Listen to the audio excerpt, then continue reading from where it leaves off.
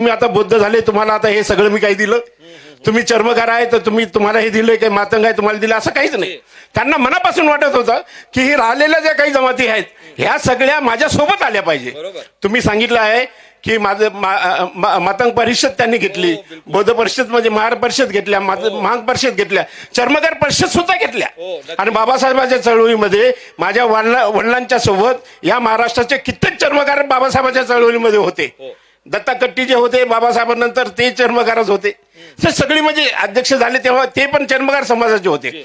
मला तो इतिहासामध्ये जायचं नाही. मला हे षडयंत्र जे आहे या शासनाचं याचा धिक्कार करायचा आहे. आणि या धिक्कार करत असताना हे शासन जाणून बुजून जी एकजूट आहे अनुसूचित जाती प्रवर्गाची त्याला तोडफोड करण्याचं काम हे शासन करतायत. कधी याला हात दुसऱ्या शासनानं आतापर्यंत लावला नव्हता, कारण त्यांचा विचारही कधी त्यांच्या डोक्यात आला नव्हता. परंतु हे सध्याचं जे मनवादी शासन या महाराष्ट्रामध्ये आहे, या मनवादी शासनाला कुठंतरी हे समाज वेगवेगळे करायचे आणि वेगवेगळे करत असताना यांची तोडफोड करायची आणि त्याचा किती लाभ आपल्याला घेता येईल, कारण हा येत नाही आपल्या बाजूने हा समाज. मुस्लिम समाज असेल, आंबेडकरवादी समाज असेल, हे कधी त्यांच्या बाजूने हिंदूच्या नावाखाली सगळ्यांना एकत्र करायचं आहे. हा त्यांना हिंदूच्या नावाने एकत्र करायचं, हिंदू राष्ट्र निर्माण करण्याची मानसिकता आहे. खरं तर देशाचं संविधान धर्मनिरपेक्षता सांगते. मानसिकता नाही, ते त्याच्या पलीकडे गेलेले आहेत. त्यांना घटना बदलायची आहे, त्यांना हिंदू राष्ट्र तयार करायचं आहे. आणि आज आपण पाहतो महाराष्ट्रात नाही देशात सुद्धा ज्या काही अन्याय अत्याचार होत आहेत ते आपल्या समाजावर होत आहेत सगळ्यात जास्त, आणि त्याचं कोणी दखल घेत नाही. आणि हे कुठेतरी अबकडं करायला निघाले, हे कुठेतरी थांबलं पाहिजे. आम्ही महाराष्ट्रभर ते सगळं केलेलं आहे. महाराष्ट्रभर आमच्या तक्रारी नोंदवण्यात आलेल्या आहे. पण एकच आहे की अशी आम्ही महाचर्चा कुठं घडवून आणली नाही. तुम्ही घडवून आणली, तुम्हाला मी धन्यवाद देतो. मला याला जरा उशीर झाला, मी या महाचर्चेमध्ये भाग घेणार होतो, याला उशीर झाला, मेहकरला होतो, परंतु धावत पळत आलो. मी ढवरे साहेबांना सांगितलं काही झालं तरी मी येणार आहे, आणि त्या पद्धतीने मी इथपर्यंत पोहोचलो. मी सच्चा आंबेडकरवादी आहे. या छातीत बाबासाहेब आहेत माझ्या वडिलांपासून आणि प्रत्येकाच्या पासून. असे खूप काही चांभार असे आहेत की सच्चे आंबेडकरवादी आहे. आणि चांभार समाज हा तुम्ही काही म्हणा, महाराष्ट्राचा चांभार समाज हा सुशिक्षित आहे, सुधारलेला आहे, थोडेसे पैसे पण त्याच्या सोबत आहेत. आणि आपल्या मुलाबाळांना चांगलं शिकवायचं आणि चांगल्या पद्धतीनं त्याला एक नोकरी कामधंद्याला लावायचं, हा उद्योग त्यांचा असल्यामुळं त्यांनी आपलं जे काही व्यवसाय होता तो व्यवसायाचा सगळं चालला गेला. दुसऱ्या लोकांनी ते बुट चपला, ते कोणी काजी आले, कोणी काय आले, कोणी काय आले, आणि मराठी बामणाईने दुकान लावले आता बुटाची. त्यामुळे आता तो व्यवसाय आमचा काही राहिला नाही. म्हणून एक व्यवसाय ज्यांना माहित आहे की बाबासाहेबांनी सांगितलेलं आहे शिका आणि संघटित व्हा, संघर्ष करा. आम्ही संघटित झालो नाही, दुर्दैव आमचं एवढं संघट नाही झालो. आणि संघर्ष आम्हाला करायचं काम कळलं नाही, कारण तुम्हीच करता. त्यामुळे आम्हाला मान्य, मी प्रत्येक माझ्या महाराष्ट्राच्या प्रत्येक मीटिंग मध्ये सांगत असतो, तुमच्या डोक्यात फक्त जय भीम पाहिजे आणि घरामध्ये बाबासाहेबांचा फोटो पाहिजे, याच्याशिवाय तुम्ही जगू शकणार नाही. मी ही 40 वर्ष झाली सांगतो समाजाला. आणि खूप मोठं परिवर्तन याच्यामध्ये झालं, माझ्यामुळे झालं असं नाही. कांशीरामजी आहेत, मायावती आहेत, यांनी जे काही या देशामध्ये करून ठेवलंय, जे काही बाबासाहेब ज्या पद्धतीने या देशाला मानले आणि समाजापुढे मानले, त्याचं सगळं हे श्रेय आहे. आणि माझ्यासारखे फार कमी आहेत बोटावर मोजून. आणि मी फार मोठा आहे अशातला भाग नाही, पण जो काही खारीचा वाटा आहे तो उचलण्याचं काम. आणि समाजाला एक बाबासाहेबाचा विचार, बाबासाहेबांनी सांगितलेल्या तत्वज्ञानाचा विचार, बाबासाहेबांच्या पावलावर त्यांनी दाखवलेल्या वाटेवर चालण्याचा विचार, हा सातत्यानं मी माझ्या समाजाला आणि इतरही समाजाला, जो कोणता समाज आहे, मी मातंग समाजामध्ये गेलो तरी मी तेच बोलणार आहे. मी बौद्ध समाजावरच्या कुठला कार्यक्रम असला तरी मी तेच बोलतोय. आणि मी एकदा डॉक्टर बाबासाहेब आंबेडकर यांची इथे जयंतीच्या वेळेला मी बोललो होतो. म्हटलं जो लहान मुलगा जन्मतो तेव्हापासून बाबासाहेब ऐकतो, तरुण झाला तरी बाबासाहेब ऐकतो, लग्न झालं तरी बाबासाहेब ऐकतो, आणि म्हातारपण आलं तरी बाबासाहेब, वाढतो तरी बाबासाहेब ऐकतो. पण जे बाबासाहेब ऐकत नाही, जे बाबासाहेबाला दूर ठेवतात, की तो विचार दूर ठेवतात, त्याला सांगण्याची जबाबदारी मी करतो. तुम्ही तुमच्यातच सांगत बसता. मी त्यांना सांगतो की जे बाबासाहेबापासून दूर राहतात, मी त्यांना त्या बाबासाहेबाजवळ आणण्याचा करण्याचा प्रयत्न आमच्या समाजामध्ये चालू आहे. आणि खूप चांगल्या पद्धतीनं. आणि तुम्हाला सांगतो गवई साहेब, तुम्हाला धन्यवाद देतोय, तुम्ही चांगला महाचर्चा घडवून आणली. परंतु महाचर्चेमध्ये मी असतो इथे तर बरंच काही म्हणता आलं असतं. नक्की, नक्की. मला आता काही बोलायचं नाही जास्त, ओके. कारण इतकं चांगलं विश्लेषण मी ऐकलं हे सरांचं, यांचं, त्यांचं सगळं.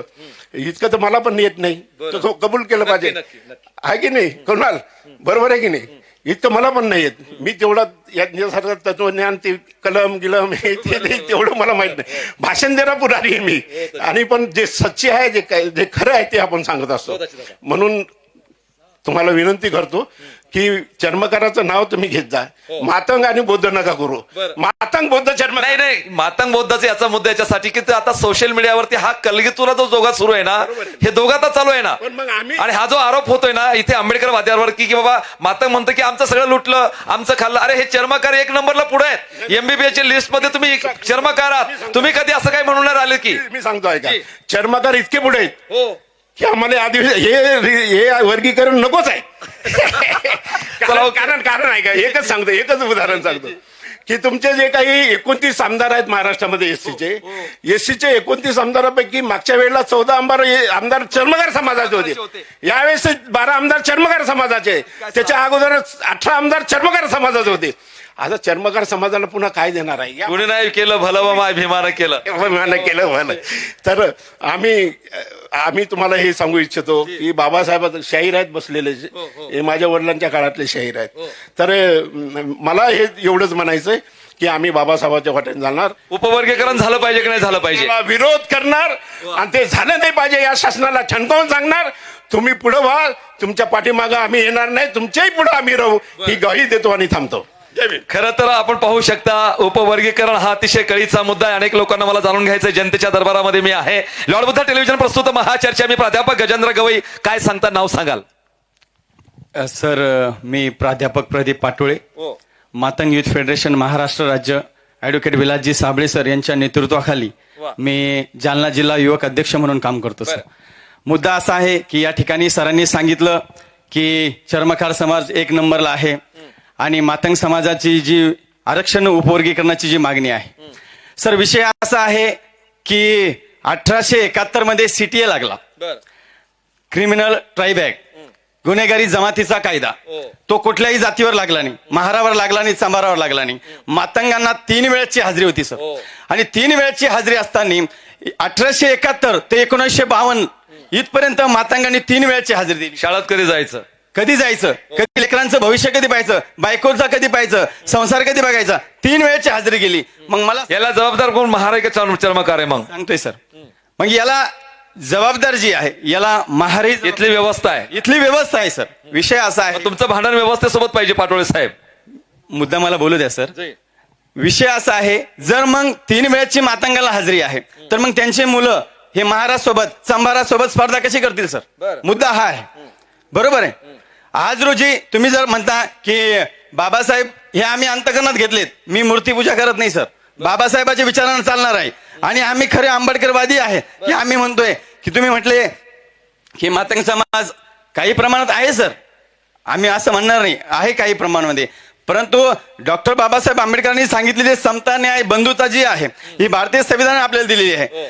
तर मग बाबासाहेबांचं जे म्हणणं आहे की समता, न्याय, बंधुता ही जी मूल्य दिलेली आहेत, मग आपल्या या 13% आरक्षणामध्ये समता आली का? आज जर मातंग समाजाची जर आपण तुलना केली तर मातंग समाजाचे आमदार किती आहे, मातंग समाजाचे IAS किती आहे, मातंग समाजाचे शासकीय नोकरीमध्ये लोक किती आहेत? मग याला कारणीभूत हे गोष्टी आहेत ना सर. 1871 पासून जर हा क्रिमिनल ट्राईब ऍक्ट लागलेला, ही लढाई तुमची व्यवस्थेविरोधात आहे का महाराजच्या विरोधात आहे? महाराजच्या विरोधामध्ये सर आम्ही कालही नव्हतो आणि आजही नव्हतो. सोशल मीडियावर कलगीतुरा वाचताय तुम्ही? वाचतोय सर. विषय असा आहे, पूर्वीचे महार आणि आताचे नवबुद्ध हे आमचे बांधवच आहे सर. विषय असा आहे की हा मुद्दा जो आहे हा वैचारिक मुद्दा आहे सर. या तुमच्या लॉर्ड बुद्धा चॅनलच्या माध्यमातून आम्ही मांडतोय. बिलकुल. विषय असा आहे की तुम्ही हा एवढं जे या ठिकाणी विचारपीठ उपलब्ध करून दिलेलं आहे, आणि पूर्ण महाराष्ट्रातील जनता, या देशातल्या 23 राज्यात जातोय, तुम्हाला बघलं जात आहे. महाराष्ट्रातील प्रत्येक कानाकोपऱ्यामध्ये मी पण एक शिक्षक आहे सर. एक प्रायव्हेट संस्थेमध्ये मी एक शिक्षक म्हणून काम करतोय. विषय असा आहे की मला आज बऱ्याच जणांचे मी तुमच्या लॉर्ड बुद्धा चॅनलचे स्टेटस ठेवल्याच्या नंतर बऱ्याच जणांनी फोन लावले की नेमकी चर्चा काय आहे. तर मी त्यांना सांगितलं की जे अनुसूचित जातीचं जे आरक्षण उपवर्गीकरणाचा जो मुद्दा चालू आहे त्या ठिकाणी सोशल मीडियावर पाहिलं की मातंग बांधव बौद्ध बांधवाला टार्गेट करतायत, बौद्ध बांधव मातंग बांधवाला टार्गेट करतायत. पण ही लढाई जी आहे ही यांची नाही, आपापसातील नाही, बरोबर आहे. आणि मुद्दा हा आहे की व्यवस्थेसोबत लढाई आपला, बरोबर आहे. आणि मला सांगा, जर 1871 पासून 1952 तुमची हाजरी गेली, 3 वेळची हाजरी गेली, तर मग तुमचे पोरं कस काय तुमच्यासोबत स्पर्धा करतील, कस काय महार समाजासोबत स्पर्धा करतील, कस काय चांभारासोबत स्पर्धा करतील, हा देखील विचार होणं गरजेचं आहे, बरोबर आहे. आणि या ठिकाणी सरांनी सांगितलं की आम्ही आंबेडकरवादी आहे, चांभार समाजाचा उपवर्गीकरणाला विरोध आहे. की माझ्याकडे एक पत्र आहे सर, काही ठिकाणी समर्थन पण या ठिकाणी चांभार समाजानं केलेलं आहे सर, माझ्याकडे पत्र आहे. आणि त्यामुळं खरेच आंबेडकरवादी म्हणजे विरोध केला म्हणून नाही सर, तर ज्याचे विचार समता न्याय बंधुता जे डॉक्टर बाबासाहेब आंबेडकरांनी दिलेली जी मूल्य आहेत, ही मूल्य तळागाळातल्या लोकांपर्यंत गेले पाहिजे, हाच या उपवर्गीकरणामागचा त्या ठिकाणी उद्देश आहे सर. म्हणजे तुमचं म्हणणं आहे की उपवर्गीकरण झालं पाहिजे. चला, आपण पाहतो जनतेच्या दरबारामध्ये अनेक लोक उपवर्गीकरण झालं पाहिजे, बोललं पाहिजे, आपल्याला जाणून घ्यायचं आहे. जे नाव सांगाल थोडंसं शॉर्टकट मध्ये. हॅलो, वेळ हा. महत्वाची आहे. मी बबन अनुसाहेबाई आशुर्भाद चव्हाण, मैत्री बुद्ध विहार अध्यक्ष. मी या वर्गीकरणाला विरोध करतो सर. एकच सांगतो, सर्व काही जाती आहे आणि जो काही बहुजन समाज आहे त्यांनी फक्त जर बाबासाहेब अभ्यासला तर ही चर्चा घ्यायची गरजच पडत नाही. तुम्ही फक्त बाबासाहेबांनी जे आपल्याला वाटचाल दिली त्या वाटचालीने चला. आज काय होतंय, एखादं संविधान जाळलं जातंय, तुम्ही एका विशिष्ट जातीच पुढे येते, तेव्हा बाकीची जाती काय करतात. आज तुम्ही सांगा की या आरक्षणाचा फायदा घेऊन सर्वजण मंडळी नोकरीवर लागते, पण त्याच्या घरात बाबासाहेबांचा सुद्धा फोटो नाहीत. फक्त आरक्षणासाठी किंवा बाबासाहेबांनी दिलेल्या सवलती येण्यासाठी हे सर्व समोर येतात. आणि जेव्हा जे कोणी वर्गीकरणाला विरोध करत असतील त्यांनी, माझं ठाम मत आहे, त्यांनी हा बाबासाहेब अभ्यासलाच नाही. बस एवढं बोलतो आणि थांबतो. जय भीम. खरं तर खूप महत्वाचे विषय मला या ठिकाणी मांडायचे. सर, इकडे पब्लिक मध्ये याल, एका कोण्यामध्ये नाही येऊ शकत, कॅमेऱ्याच्या फ्रेम मध्ये तुम्ही आला पाहिजे. इकडे या, इकडे या. तुमच्या पद्धतीने नाही होणार सर, प्लीज या पब्लिक मध्ये येऊन बोला, कॅमेऱ्याच्या फ्रेम मध्ये बोला. नाव सांगा. हा, मी रविकिरण वानखडे आहे, जी रिटायर्ड शिक्षक आहे. मी प्रथम तुमचं सर्वांचं अभिनंदन Thank you. करतो आणि चांगले मुद्दे मांडल्याबद्दल मी प्रथम शेषरावजी वाकोडे यांचं मनापासून जाहीर अभिनंदन करतो. ओके. आणि माझा प्रश्न असा आकसापोटी नाही, बंधुभाव वाढवण्यासाठीच आहे. नक्की तो बंधुभावच ठेवा. हा, जी. हे जे महाराज आहेत ना, खंडारे महाराज, हो, यांना माझा प्रश्न आहे. कैलाजी खंडारे, तुमच्यासाठी प्रश्न आहे. जी.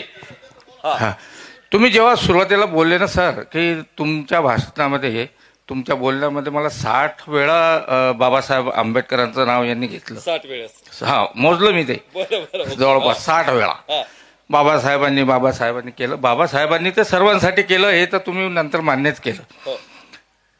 पण आमचा पाहण्याचा दृष्टिकोन असा आहे की जेव्हा जेव्हा केव्हा असं सामूहिक संकट येतं की नाही, हो. त्याच वेळेस सर तुम्ही आम्हाला दिसता किंवा इलेक्शनच्या वेळेस दिसता.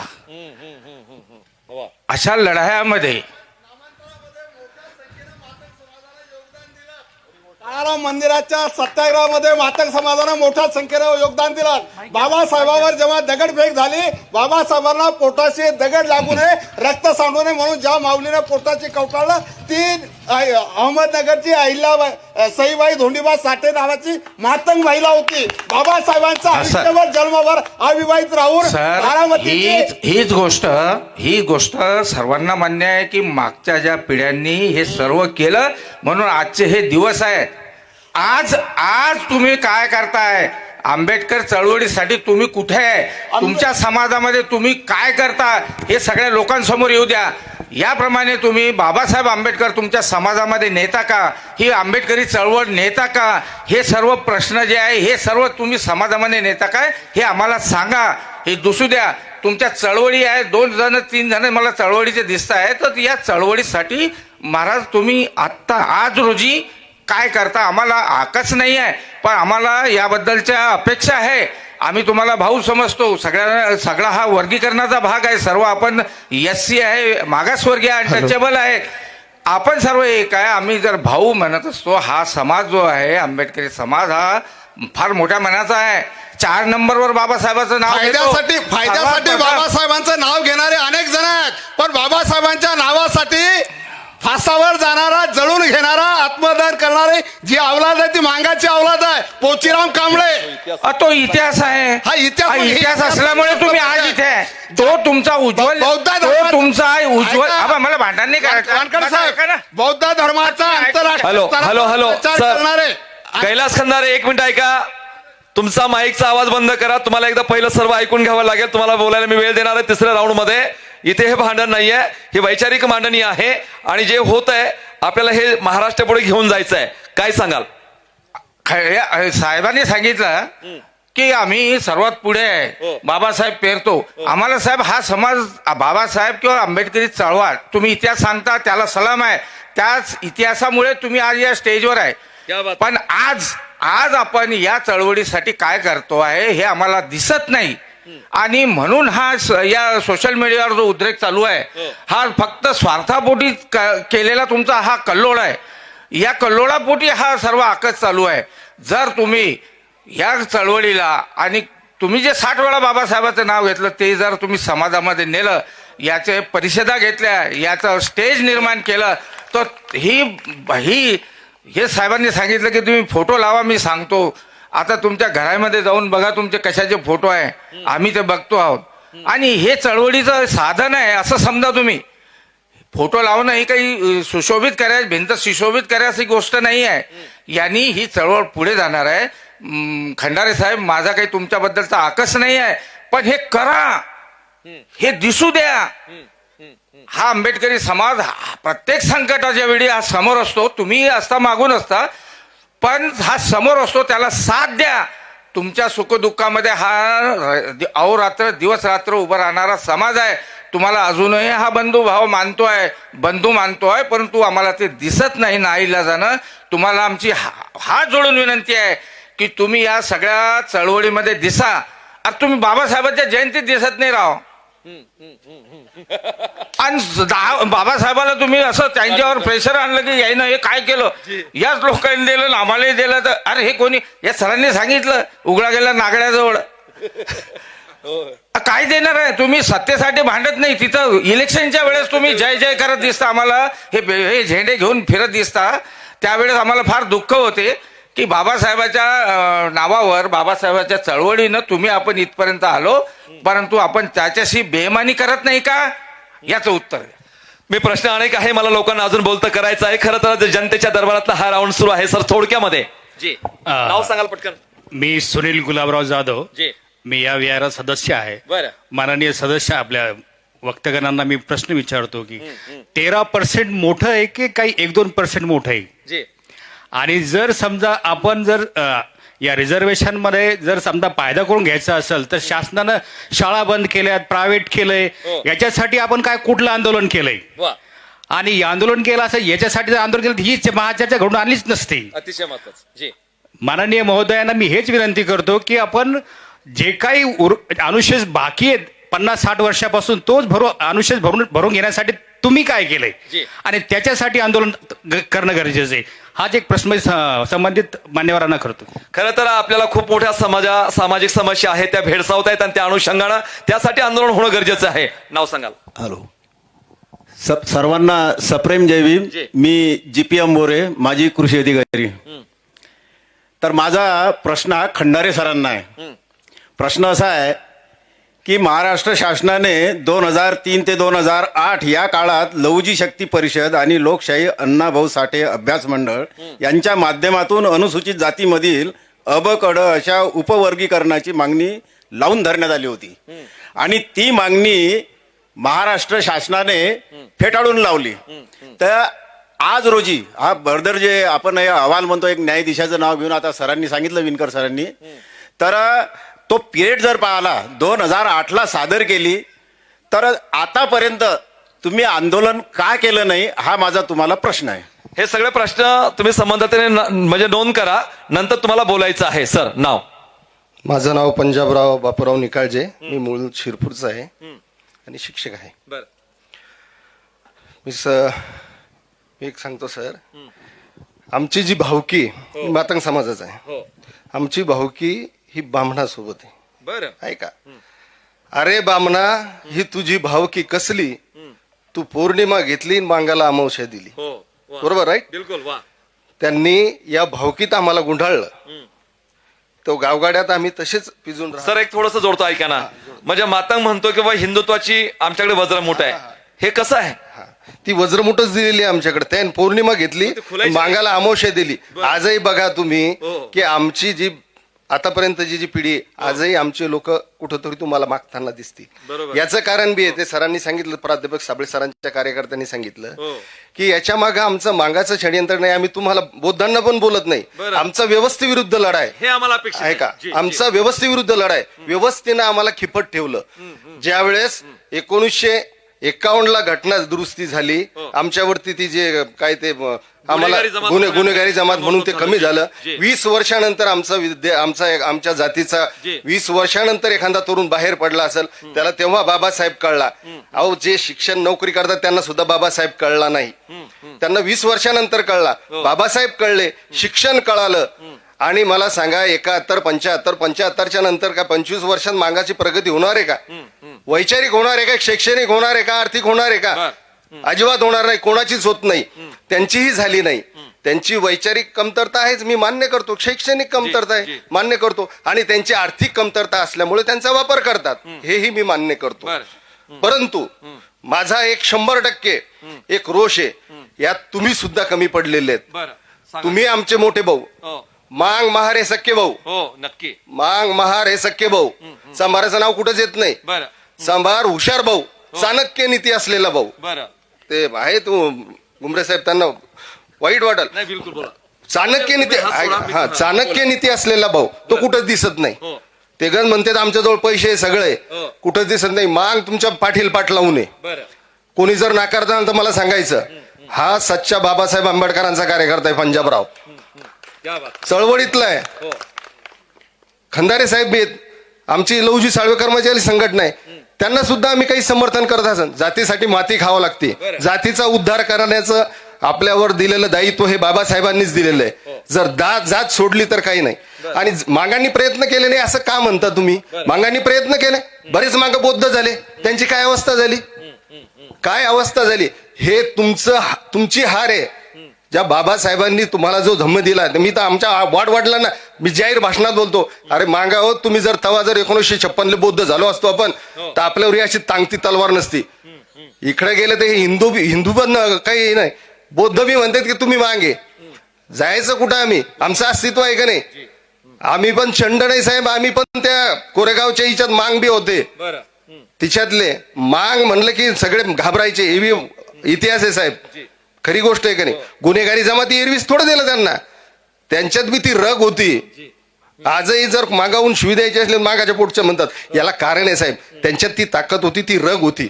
पण यात माझा बौद्ध बांधव, मी डायरेक्ट म्हणेल, माझा मित्र कुणाल भाई आहे, आमचे बरेच चळवळीतले कार्यकर्ते वानकडे सर आहेत, हे कमी पडले. हे बाबासाहेब सांगण्यात मागवाड्यापर्यंत गेले नाही. आता माझ्यासारखा तरुण, बाबासाहेब माझ्या वडिलाच्या पुण्याने त्यांनी मला शिकवलं, किंवा मी बौद्ध नाही, आमचे हिवाळे आम्ही एका ताटात जेवणारे, एका गोधडीत एकच आहे तुमची. आणि त्या इच्छा पुण्याईनं आम्ही शिकलो. आमच्या वडिलांनी आम्हाला शिकवलं, आम्ही तिघही भाऊ शिक्षक आहे. आम्ही बाबासाहेब सांगतो कुठे बी बाबासाहेब. ते तुम्ही सांगितलं नाही. जर ते बाबासाहेब मागायला कळले असते ना, अरे यांची चालच नाही, हे बीजेपी वाले RSS यांचं षडयंत्र आहे, मान्य करतो ना आम्ही, आम्हालाही समजतंय त्या गोष्टी. यांचं षडयंत्र आहेच ना ते. आपलं त्यांना आपल्याला एका ठिकाणी येऊ द्यायचं नाही, आपल्या मध्ये भांडण लावायचं, त्यांची पोळी त्यांनी भाजून घ्यायची. पण तुमचा जो मोठ्या भावाचा दर्जा आहे, तुम्ही त्याला समानता द्यायला पाहिजे होती. त्याला तिथं तुम्ही न्याय द्यायला जर असता तर मांग बाजूला गेला नसता. कुठंतरी मोठ्या भावानं थोडा झुकतं माप दिलं नसल्यामुळं हे आंदोलन, ह्या सर पोटासाठी सगळ्यांना करावं लागतं. मला सांगा साहेब, आज जी प्रगती बौद्ध बांधवाची, ती तुलनात्मक मला खरं सांगा मातंग बांधवाची आहे का हो? त्याला कारण कोण आहे?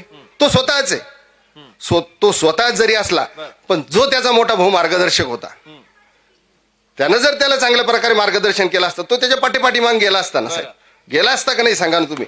हे जर चांगलं मार्गदर्शन मागाच्या पोराला केलं असतं, तो शिकला असता, त्याचं मस्तिष्क सुधारला असतं, तर कोणाच्या पुढे झुकला नसता साहेब. विरोध करायला ताकद लागते ना साहेब, वैचारिक ताकद लागते, आर्थिक ताकद लागते. ती आज बाबासाहेबांमुळे आमच्याकडे आहे आणि आम्ही कोणाच्या बापाला भीत नाही, हे उघडपणे सांगतो. मांग जरी असलो तरी बाबासाहेबाचं नाव जर म्हटलं तर पुढे पहिला राहीन पंजाबराव, आणि याच्यासोबत 100 उभे राहतील. ते बी सांगतो समाजाच्या वतीनं. हे आरक्षण वगैरे ह्या ज्या गोष्टी उपवर्गीकरणात चालल्या, ह्या राजकीय असतील काय असतील, याच्या पलीकडचा माणूस आहे मी. आपण वैचारिक यानं चालायचं. अरे मी तर म्हणतो, अरे ते 13% आपल्या बापानं आपल्याला दिले ते. मला काय म्हणायचं, तिथं मांगाचं पाहिलं, संभाराचं पाहिलं, बौद्धाचं पाहिलं का, आणखीन कोणाचं डकलवार कोणाचं पाहिलं होतं का? 13% मांगाने घ्या, 13ही घ्या. अभ्यास करा, अभ्यास करा, रात्रीचा दिवस करा, रात्रीचा दिवस करा. 13% घ्या. मला हा विषय थोडा माझ्या अजून 100% पटलेलाच नाही की हे वर्गीकरण वगैरे. फक्त काय होतंय, हिच्यात एक जी पॉलिसी होती की नाही, कुठं जो दुरावा बघितला तो, कधी कधी याद्या कॅन्सल केल्या जातो साहेब. जर तिच्यात मागायचे नाव जर जास्त असले, जर वर जर एखादा प्रशासक जर आपला असला, तर तो एवढी नीच प्रवृत्ती करतो. तो बाबासाहेबाचा विचाराचा नसतो, तो खरा बौद्ध बी नसतो. तो याद्या मागायचे नाव पाहून याद्या कॅन्सल करता तुम्ही. मग मला सांगा, ज्याचं त्याला हक्काचं लागेल ना, मग त्याच्याकरता ही मागणी आहे साहेब. कोणाच्या विरोधात नाही, कोणाच्या याच्यात नाही. ते राजकीय वगैरे असेल त्या गोष्टी वेगळ्या, पण ही मागणी अस्तित्वासाठी आहे की त्याच्या, कारण जेवढं ठरलेलं आहे ते तेवढं भेटेल ना त्याला. 3% असेल, 2% असेल, काय जे असेल तेवढं हक्काचं भेटेल ना त्याला. जे बाबासाहेबांना दिलेलं आहे ते भेटेल त्याला. जर नाही भेटलं 13% त्याच्या बापाचंच आहे, 13% बी मातंगाच आहे. म्हणजे इकडं नाही जमलं तर आहेच, तिकडं नाही जमलं तरी आहेच. 13% दिलेलेच आहे साहेब. तेच ना, मग आहेच ना ऑलरेडी. ऍक्च्युली 13% दिलेले आहे साहेब. हे काही तुमची कोणाची पुण्याई नाही, ही बाबासाहेबाची आणि आमची बी पुण्याई आहे, वाडवडिलांची नाही. तुमचं अनटचेबिलिटीची ही पुण्याई आहे. तुम्ही त्या होम जिनियस मध्ये ज्या आहे त्याच्यामध्ये मोडलात, म्हणून ते आहे, तो काय भाग नाही. कोणी असं मानून घेण्याचं कारण नाही की बाबासाहेबाच्या सवलती खाताना असं करता. हा खूप कमी प्रकारचा नाही विचार, हा खालच्या प्रकारचा आहे. त्यांना जर बाबासाहेब कळला, तो रस्त्यावरच उतरणार साहेब, रस्त्यावरच उतरणार. त्याला तुम्ही विरोध कर नका, त्याला भावासारखं वागवा ना. मला काय म्हणायचं, त्याला भावासारखं वागवा. नाव सांगायला एकदा तुमचं. त्याला जर तुम्ही दुजा भाव दाखवला, त्याला दुजा भाव दाखवला, तो काय म्हणा, बाबा त्याचं आपलं पटत नाही, सख्य भाऊ सख्य भावाशी बोलत नाही साहेब. मग ही जात तर वेगळी, सगळ्या गोष्टी वेगळ्याच आहेत. अहो आपल्यात बी 2 सोमसन भानगडी आहेत ना, आहेत का नाही? मागात जशा 12 जाती त्या तुमच्यात बी आहेत ना, तुमच्यात बी मिळ नाही अजून आहे का? मला सांगा साहेब. मला महत्वाच्या विषयावर बोलतायची नाही साहेब, खरं ती करू. मला एक मुलगी आहे, माझी मुलगी NIT दिल्लीला आहे साहेब. उद्या जर तिने एखादा काही चॉईस केलं, मी त्याला समर्थन आहे माझं. बाबासाहेबांचा जाती अंताचा लढा हा महत्वाचा उद्देश होता. मी गेल तो माझ्या खांद्यावर पाहिला, चॅलेंज देऊन सांगतो साहेब. विषय असा झाला पाहिजे, तेव्हा ह्या समूळ जाती नष्ट होतील. आणि आपलेपणाची भावना जोपर्यंत आपल्यात निर्माण होणार नाही, तोपर्यंत मी यांच्यासोबत जाणार नाही. तुम्ही जर खिशात दगड घेऊन वागसाल, तर मी बी काही ना काही बिलेट ठेवीनच नाही एखादं थोडस जवळ. हा, मी पंजाबराव बापराव निकाळजे. सर, खरं तर बंधुजन हो, आपण पाहताय लॉर्डबुद्धा टेलिव्हिजनचा आणि निकाळजे सरांनी म्हणजे कधी कधी जुन्या काळामध्ये बघा काय बोलले सर. अहो कधी कधी जुन्या काळामध्ये मांग म्हटलं की वाटायचं वाईट, पण आता बाबासाहेबांच्या पुण्य आहे ना, हे निकाळजे सर बोललेत, आता मांग म्हणजे कॉलर टाईट टाईट, आता मांग म्हणजे कॉलर टाईट. अहो कधी कधी जुन्या काळामध्ये, कधी कधी जुन्या काळामध्ये मांग म्हटलं की वाटायचं वाईट. ठणकावून आरक्षण दिलं बाबासाहेबांनी 13%, आणि म्हणून आता मांग म्हणजे कॉलर टाईट. आम्ही सोबत आहोत समतेच्या लढ्यामध्ये, पण आम्हाला संविधानिक पाहिजे. जोरदार टाळ्या होऊन जाऊ द्या, आम्ही पोहोचतोय तुमच्यामध्ये. सर प्लीज उभे राहा, थोडक्यात मांडणी करा, वेळ महत्वाची आहे. मी माजी प्राचार्य डॉक्टर जयकुमार गवई, वकील साहेब जे आहेत मधातल्या, सावळे साहेब, सावळे साहेब, त्यांना एक प्रश्न, त्यांना सरांनी एक मुद्दा. सर साबळे सर, प्रश्नाची नोंद करा. प्रश्न असा होता की जे कार्यकारी मंडळ, न्याय मंडळ, हे जे काही चार स्तंभ समजा लोकशाहीचे 4 पिलर आहे, यावर त्यांचा मतानुसार मनोवाद्यांचा पगडा झालेला आहे. हा, त्याचे स्वायत्ता जी होती ती हिरावून घेतलेली आहे. यासाठी संघर्ष आपण का केला नाही असा त्यांचा मुद्दा होता. मी इथं लिहून ठेवलेलं आहे. बरं, नक्की जी. सरांना माझं असं म्हणणं आहे की हे संविधानिक मंडळ ह्यासाठीच नाही, तर या महाराष्ट्रामध्ये 59 जाती ज्या SC मध्ये येतात, या प्रत्येक जातीवर होणाऱ्या अन्याय अत्याचारासाठी किंवा आरक्षणाच्या संदर्भात ज्या ज्या वेळेला संघर्ष झालेला आहे, एकट्या बौद्धांनी रस्त्यावर उतरून केलेला आहे.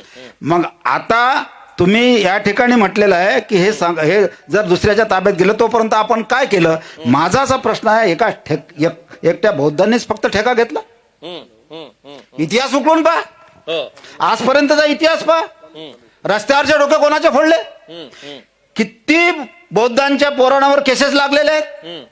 अहो, त्याच्या मागची भूमिकाच तुम्हाला माहित नाही. जेव्हा मोर्चा निघाला जातो, मोर्चा अलीकडे राहतो, समोर एसटी फोडल्या जातं, आणि एसटी फोडताना ज्या विशिष्ट संघटना मनुवादी या देशामध्ये त्याचे कार्यकर्ते येतात, एसटी फोडून जातात आणि केसेस बौद्धांच्या पोरावर लागतात. किती सहन केलं. स्वातंत्र्यानंतर आजपर्यंत जो ज्या ज्या वेळेला संघर्ष करण्याचं काम या ठिकाणी केलेलं आहे, तर बौद्धांनी केलंय. हा महाराष्ट्राचा इतिहास आहे आणि या इतिहासाची नोंद घ्यावीच लागेल. काय एकट्या बौद्धांना आरक्षण पाहिजे? काय एकट्या बौद्धांना आरक्षण पाहिजे?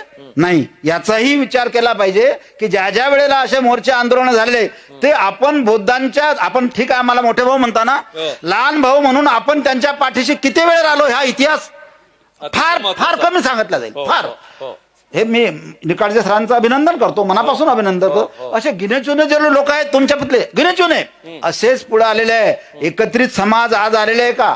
महत्वाचा मुद्दा या ठिकाणी, हा मुद्दा बाजूला सोडून मी सर्वात महत्वाचा मुद्दा मी मातंग समाजातल्या बुद्धिजीवी वर्गासाठी सांगतो.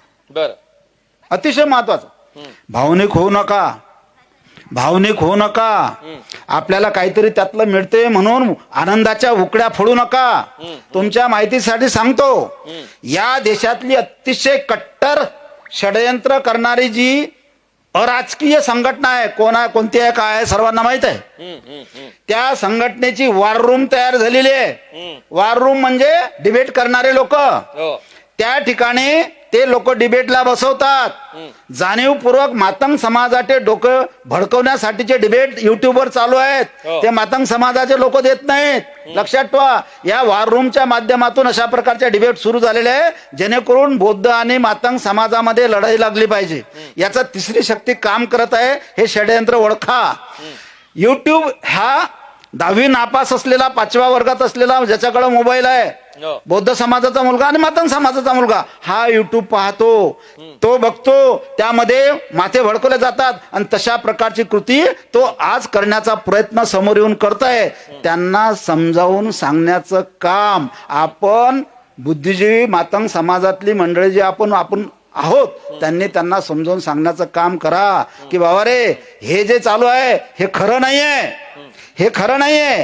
हे बौद्ध आणि मातंग समाजामध्ये माथे भडकवण्यासाठी जे हे दुसरेच लोक करत आहेत, आपले लोक ते प्रतिनिधी नाहीत. आपला मातंग समाज हा बोलत नाहीये, हा दुसराच कोणीतरी आहे. हे षडयंत्र ओळखणं फार गरजेचं आहे. महत्वाचा मुद्दा आजचा आरक्षण. अरे उजाड गावची पाटीलकी झालेली आहे.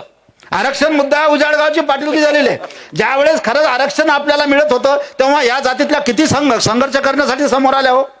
आरक्षणावर ज्या ज्या वेळेला गड्यांतर आलेलं आहे, या जातीतल्या किती संघटना समोर आलेल्या आहेत. बौद्धांचं रक्त रस्त्यावर सांडलेलं आहे. प्रत्येक वेळेला असंही म्हटलं जातं विनोदाना, जाऊ द्या ना, ते लढतात ना, आहेत मग आपण माग, ते लढतात ना, आपल्याला मिळणारच आहेत. स्वाभिमान जागा या ठिकाणी स्वतः वकील साहेबांनी, खंदारे साहेबांनी सांगितलं की 14 परिषदा डॉक्टर बाबासाहेब आंबेडकरांना मातंग समाजासाठी घ्याव्या लागल्या. 14 परिषदा डॉक्टर बाबासाहेब आंबेडकरांना मातंग समाजासाठी घ्यावा लागला, कारण त्याच वेळेला डॉक्टर बाबासाहेब आंबेडकरांना खऱ्या अर्थानं मातंग समाजाला बुद्धिष्ट करायचं होतं. बाबासाहेबांना वाटत होतं माझा लहान भाऊ आहे, आमची जी समस्या आहे, किड्या मुंगासारखे आम्हाला गावागावात मारतात, तसेच माझ्या मातंग समाजाला सुद्धा मारतात. यांनी हे बौद्धाच्या प्रवाहात यावं. कोणी रोखलं होतं? कोणी रोखलं होतं? जरा स्वाभिमान जागी. सरांनी सांगितलं का आम्हाला 3 मजुऱ्या होत्या. 3 मजुऱ्या होत्या, आम्हाला पैसा दिसत होतं, आम्ही कामाला जात होतो म्हणून शिकवलं नाही.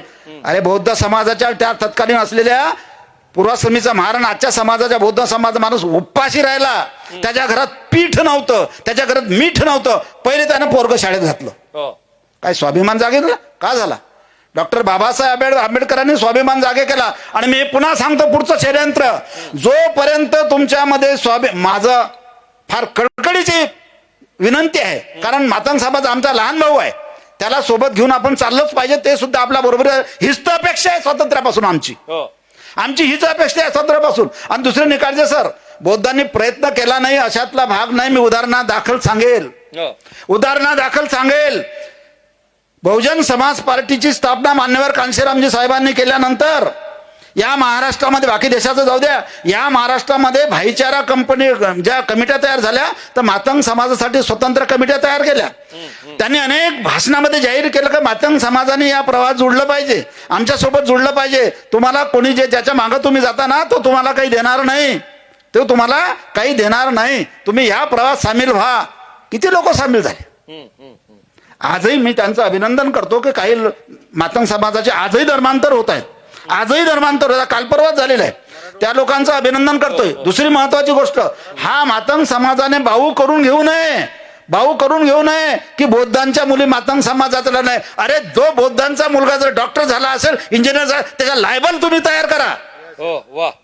तुमच्या खऱ्या प्रभावी समाजाची प्रगती जर करायची असेल तर त्या वराला वधू तर साजेशी लागेल ना. तुम्ही असं नका करू तो पोरगा इंजिनियर आहे आणि आमची सातवी शिकलेली पोरगी त्याने करावं, नाही करता मग मातंग, असं नाही. आज जास्तीत जास्त प्रमाणात इंटरकास्ट मॅरेज चालू आहे. बौद्ध समाज, चर्मकार समाज इंटरकास्ट नाही.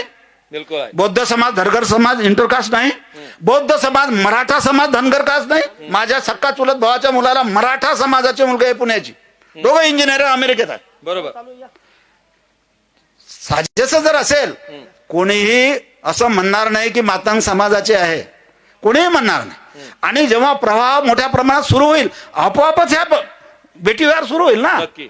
हिंमत तर करा, प्रवाहात तर येण्याचा प्रयत्न करा. बुलढाण्याचं उदाहरण करा, 4 जण झाले होते नावाला.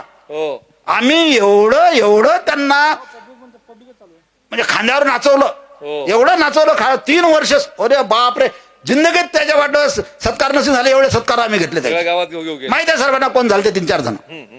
त्यात काही काळी समाजाचे होते, परत गेले. अरे घर वापसी. अरे पाहायला तर पाहिजे होतं ना काही दिवस तर थांबायला पाहिजे होतं ना.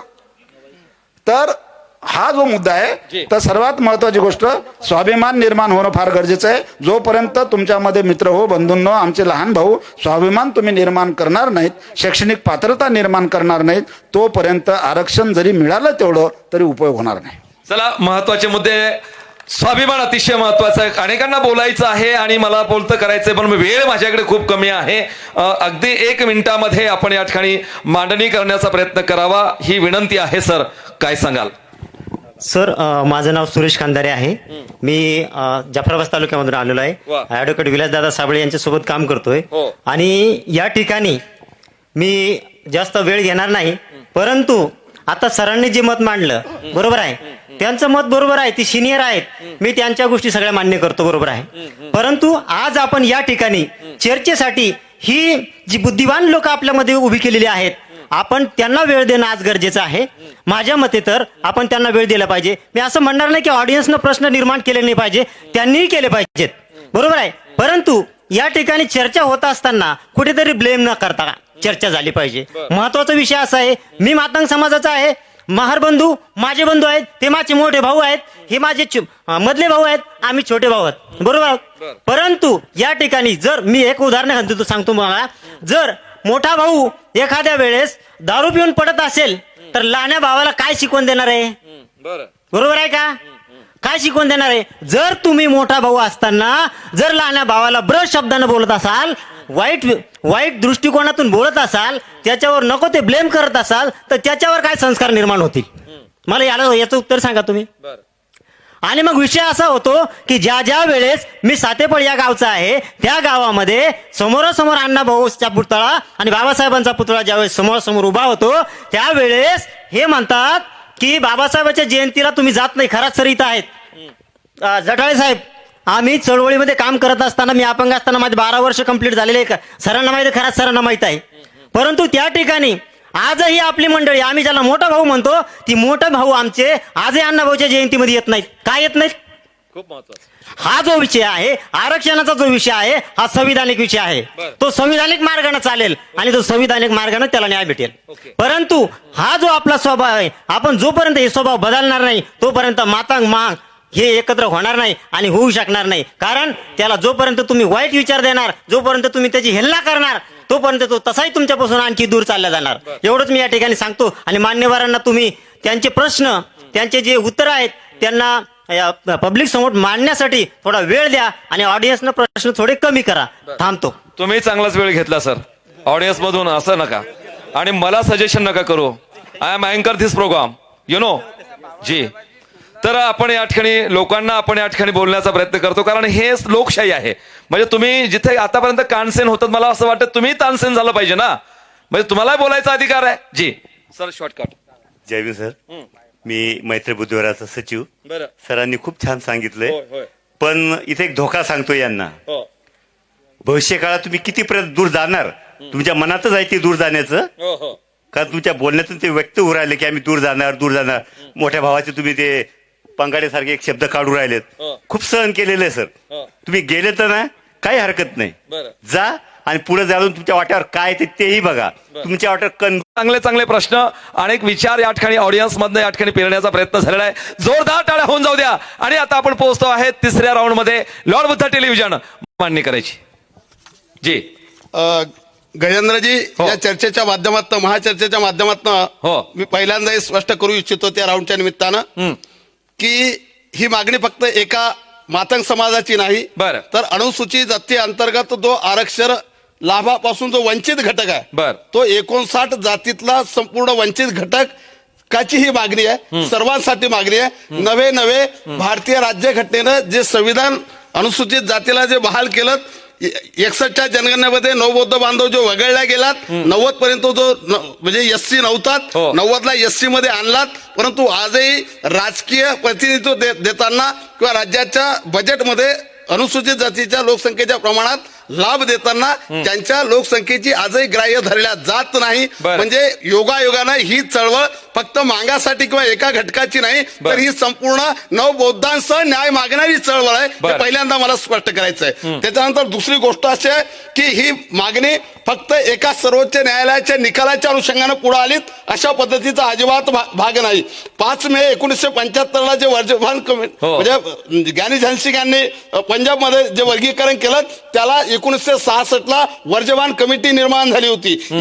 1 मे 1960ला महाराष्ट्राची निर्मिती झाली आणि महाराष्ट्राची निर्मिती झाल्याबरोबर 61ला बी.डी. देशमुख नावाची अनुसूचित जाती आणि आरक्षणाच्या संदर्भाने, लाभाच्या संदर्भाने जी समिती झाली, त्या समितीचा संदर्भ आहे. त्यानंतर बाबासाहेबांनी दिलेलं राज्यघटना म्हणजे 50ला दिली, 50ला अंमल सुरू झाला आणि 51ला कमी अधिक लाभाचं प्रमाण सुरू झालं. 51ला जो लाभाचं जे भांडण सुरू झालं, तर ते लाभाचं भांडण सुरू झाल्याच्या नंतर केंद्र सरकारनं, बाबासाहेबांनी, या देशाचे पहिले जे कायदा मंत्री होते बाबासाहेब, तर परमपूज्य डॉक्टर बाबासाहेब आंबेडकरांनी ज्यांनी जे कायदा मंत्रालय सांभाळलं, त्या कायदा मंत्रालयाचे तत्कालीन सचिव B.N. लोकूर यांच्या अध्यक्षतेखाली 1965ला एक B.N. लोकूरच्या ज्यांच्या अध्यक्षतेखाली समिती नेमल्या गेली. आणि त्याच्यानंतर जवळजवळ आपल्याला आंध्रचा न्यायमूर्ती राजू आयोग असेल, लवजी साळवे अभ्यास आयोग 2003चा असेल.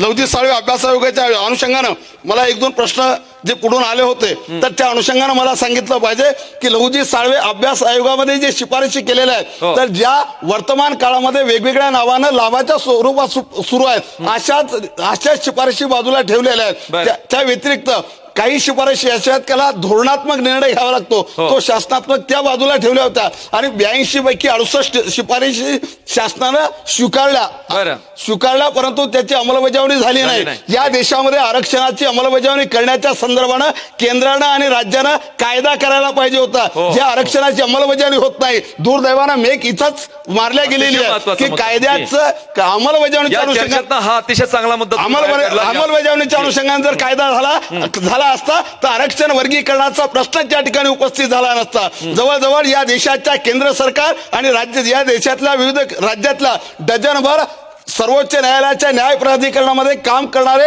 न्यायाधीश ज्यांनी आपली हयात घालवली राज्यघटनेच्या अनुषंगानं पूर्ण हयात घालवली, त्यांच्या अध्यक्षतेखाली जवळजवळ डझनभर आयोग आहेत आणि त्या डझनभर आयोगापेक्षा या राज्यामध्ये कायद्यापेक्षा कोणी मोठं नाही, संविधानापेक्षा कोणी मोठं नाही, लोकशाहीपेक्षा कोणी मोठं नाही. आणि म्हणून बाबासाहेबांना दिलेल्या राज्यघटनेनुसार लोकशाहीनुसार जर या ठिकाणी आरक्षण वर्गीकरणाच्या अनुषंगानं जर या देशातले डझनभर आयोग सर्वोच्च न्यायालयाचे न्यायाधीश उच्च न्यायालयाचे न्यायाधीशांच्या अध्यक्षतेखालचे आयोग सांगत असतील तर ते गैर कसं असू शकतं. त्याचबरोबर जो पंजाब विरुद्ध देवेंद्र सिंग हा जो निकाल दिलेला आहे त्या निकालाच्या अनुषंगाने या ठिकाणी संपूर्ण वर्गीकरणाच्या संदर्भानं अत्यंत विस्तृतपणानं संवैधानिक पद्धतीनं या ठिकाणी निर्णय आलेला आहे. मला या ठिकाणी दुसरी विनंती या ठिकाणी करायचं आहे. खरं तर आकसपूर्ण आपण बोलत नाही, आपल्याला संवाद वाढवायचा आहे, चळवळ पुढे न्यायची आहे. एकसंघपणे हा समाज सामर्थ्याने चळवळीच्या रूपाने पुढे कसा येईल, त्याला गती कशी येईल, हा एक अत्यंत महत्वाचा भाग आहे. पण हा एक भाग असताना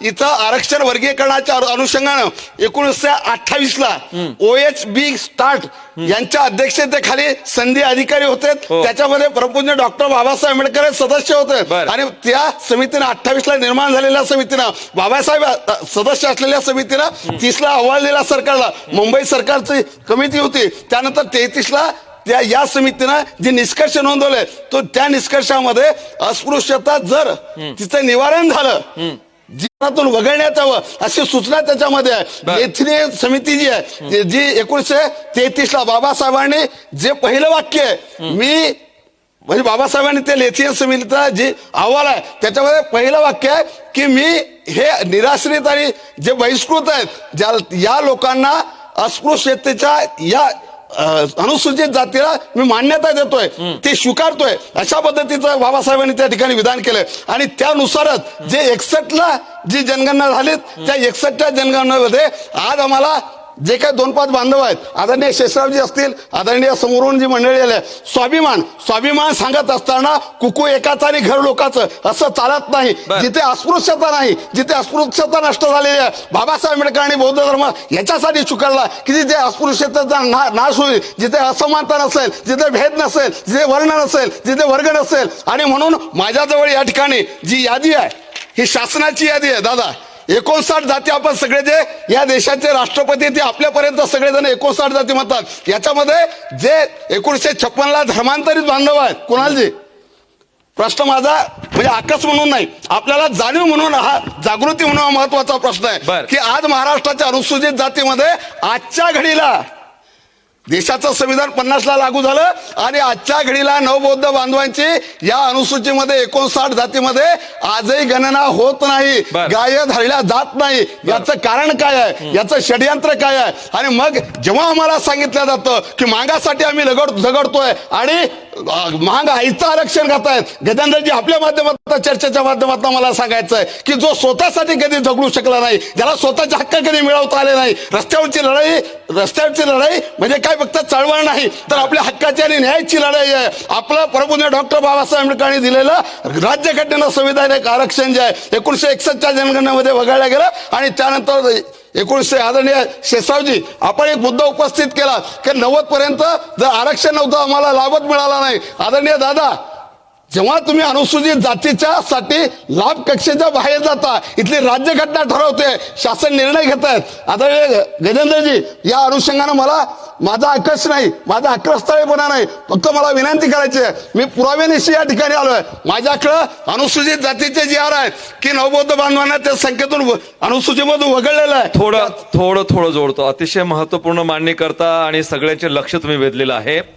मिस्टर कैलासदादा खंदारे, तुम्ही म्हणता की बाबा महाराणी बाबासाहेबांच्या मार्गदर्शनाखाली धम्म स्वीकारला, धम्मात अस्पृश्यता नाही, धम्म स्वीकारला, बुद्धिस्ट झाले, नवबौद्ध झाले, नवबौद्धांची यादी या लिस्टमध्ये नाहीये. मला एक सांगा, ज्या पद्धतीनं बाबासाहेबाच्या मार्गदर्शनाखाली ह्यांनी धर्म स्वीकारला, माझ्या माहितीप्रमाणे तशाच पद्धतीनं महाराष्ट्रामध्ये अनेक मातंगाणी अनेक मांगाणी ख्रिश्चन धर्म स्वीकारला. तेव्हा ख्रिश्चनाची माग ही जात गेली का? ख्रिश्चनांनी आरक्षण सोडलं का? ख्रिश्चन असणारे माग आजही नगर जिल्ह्यामध्ये जा, ते एससीचे आरक्षण घेतात की नाही घेतात, हाही आत्मचिंतनाचा खूप महत्वाचा मुद्दा आहे. आणि तुम्ही इथे आकाश ह्या ज्या गोष्टी बोलताय, बिलकुल आम्हाला माहिती तुम्ही आकाश नाही, तुम्ही सत्य मांडता, वास्तव मांडता, बिलकुल बिलकुल आम्ही सहमत आहात. पण धर्मांतरित मांगाई झालेत, गजेंद्रजी ख्रिश्चन झालेत. माझं ऐका ना, काल परवा माझं मला वाटतं गडचिरोलीच्या एका मादगी समाजाच्या लोकांसोबत, म्हणजे जे मातंगामध्ये कर्नाटकवर त्या भागामध्ये मातंगच आहेत पण ते मादगी आहेत, तर त्यांनी हे जाहीर केलं की बाबा आम्ही बहुतांश लोक काय झालो, ख्रिश्चन झालो. म्हणजे आम्ही आमची जी काही जुनी हिंदुत्ववादाची विचारधारा होती सोडली. कारण इथे काय झालं की आज आपण इथं मान्य केलं पाहिजे, बाबासाहेब आंबेडकर तेव्हा म्हणायचे बंधुजन हो, की सुलतानाच्या जनानखान्यात लेकीबाळी काय घातल्या, लक्ष्मण दादा, सुलतानाच्या जनानखान्यात लेकीबाळी काय घातल्या, अरे सरदारक्या मांग तुम्ही सरदारक्या घेतल्या, डुकराचे मांस खाणारे ख्रिश्चन तुम्हाला आवडे, आणि आम्ही स्वाभिमानाने त्या हिंदू धर्मात राहत होतो तर आमचं तुम्हाला वावडे.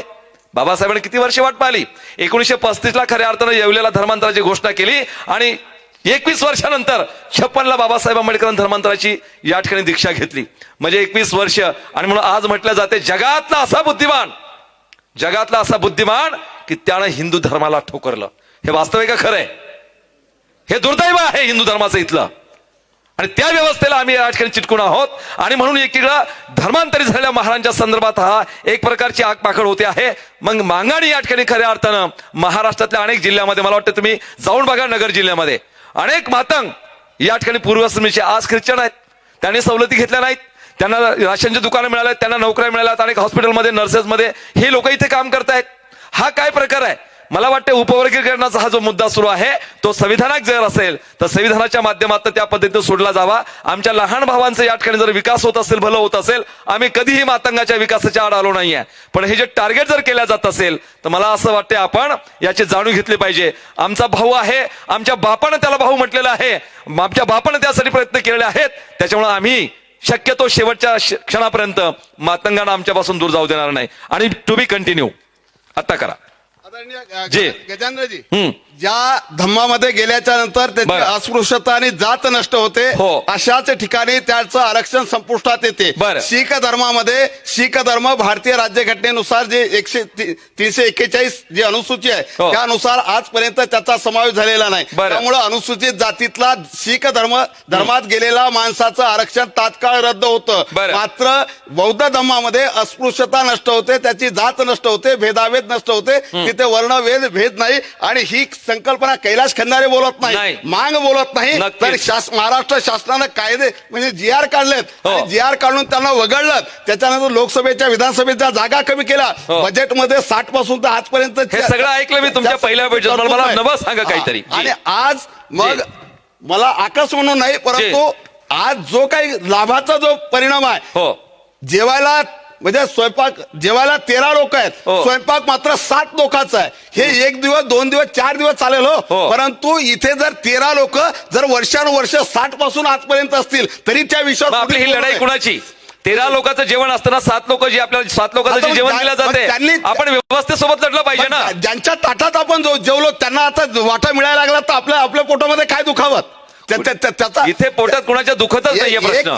एक भाकर जी आहे ज्याच्या इच्छाची त्याला मिळावीत, हे काय वाईट आहे? बाबासाहेबांनी जे सूत्र ठरवलं, जो कमकुवत आहे, जो दुर्बल आहे, जो मागासलेला आहे, त्याला पुढे आणण्यासाठी, त्याला संधी निर्माण करून देण्यासाठी त्याची जी संधी आहे तर त्याचं त्याला जर मिळत असेल, मातंग समाज आज जे मागतोय किंवा इतर जो आरक्षण वर्गीकरण मागणारा जो घटक आहे तो काही बौद्ध समाजाला किंवा एखाद्या संघटनेला मागतो. तर माझा शेवटचा प्रश्न आहे तुम्हाला, जर आरक्षणात बदल झाला तर कुणाला फायदा? मला हेच तर सांगा. आरक्षणात फायदा जो कायमस्वरूपी ज्याच्यासाठी आरक्षणाची तरतूद आहे, पण त्याला लोकप्रतिनिधित्वाची संधी मिळाली नाही, ज्याला सेवेमध्ये संधी मिळाली नाही, ज्याला रोजगारामध्ये संधी मिळाली नाही, असा उपेक्षित दुर्लक्षित जो आहे, जो पीडित जो आहे, तर त्याला आरक्षण वर्गीकरणामुळे फायदा मिळणारच आहे. चला ओके, जोरदार टाळ होऊन जाऊ द्या. म्हणजे आरक्षणाच्या उपवर्गीकरणामुळे या ठिकाणी बदल जर झाला तर फायदा 100% उपेक्षित जे आहे त्यांना मिळणार आहे.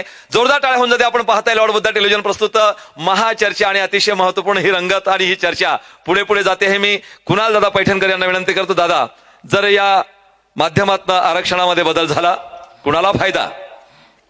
यात ना चर्मकारांना फायदा आहे, बरं, ना मातंग समाजाला फायदा आहे, हो, नाही की सरांनी म्हटल्याप्रमाणे जे धर्मांतरित झालेले बौद्ध आहेत किंवा महार आहेत त्यांनाही फायदा नाहीये. बरं.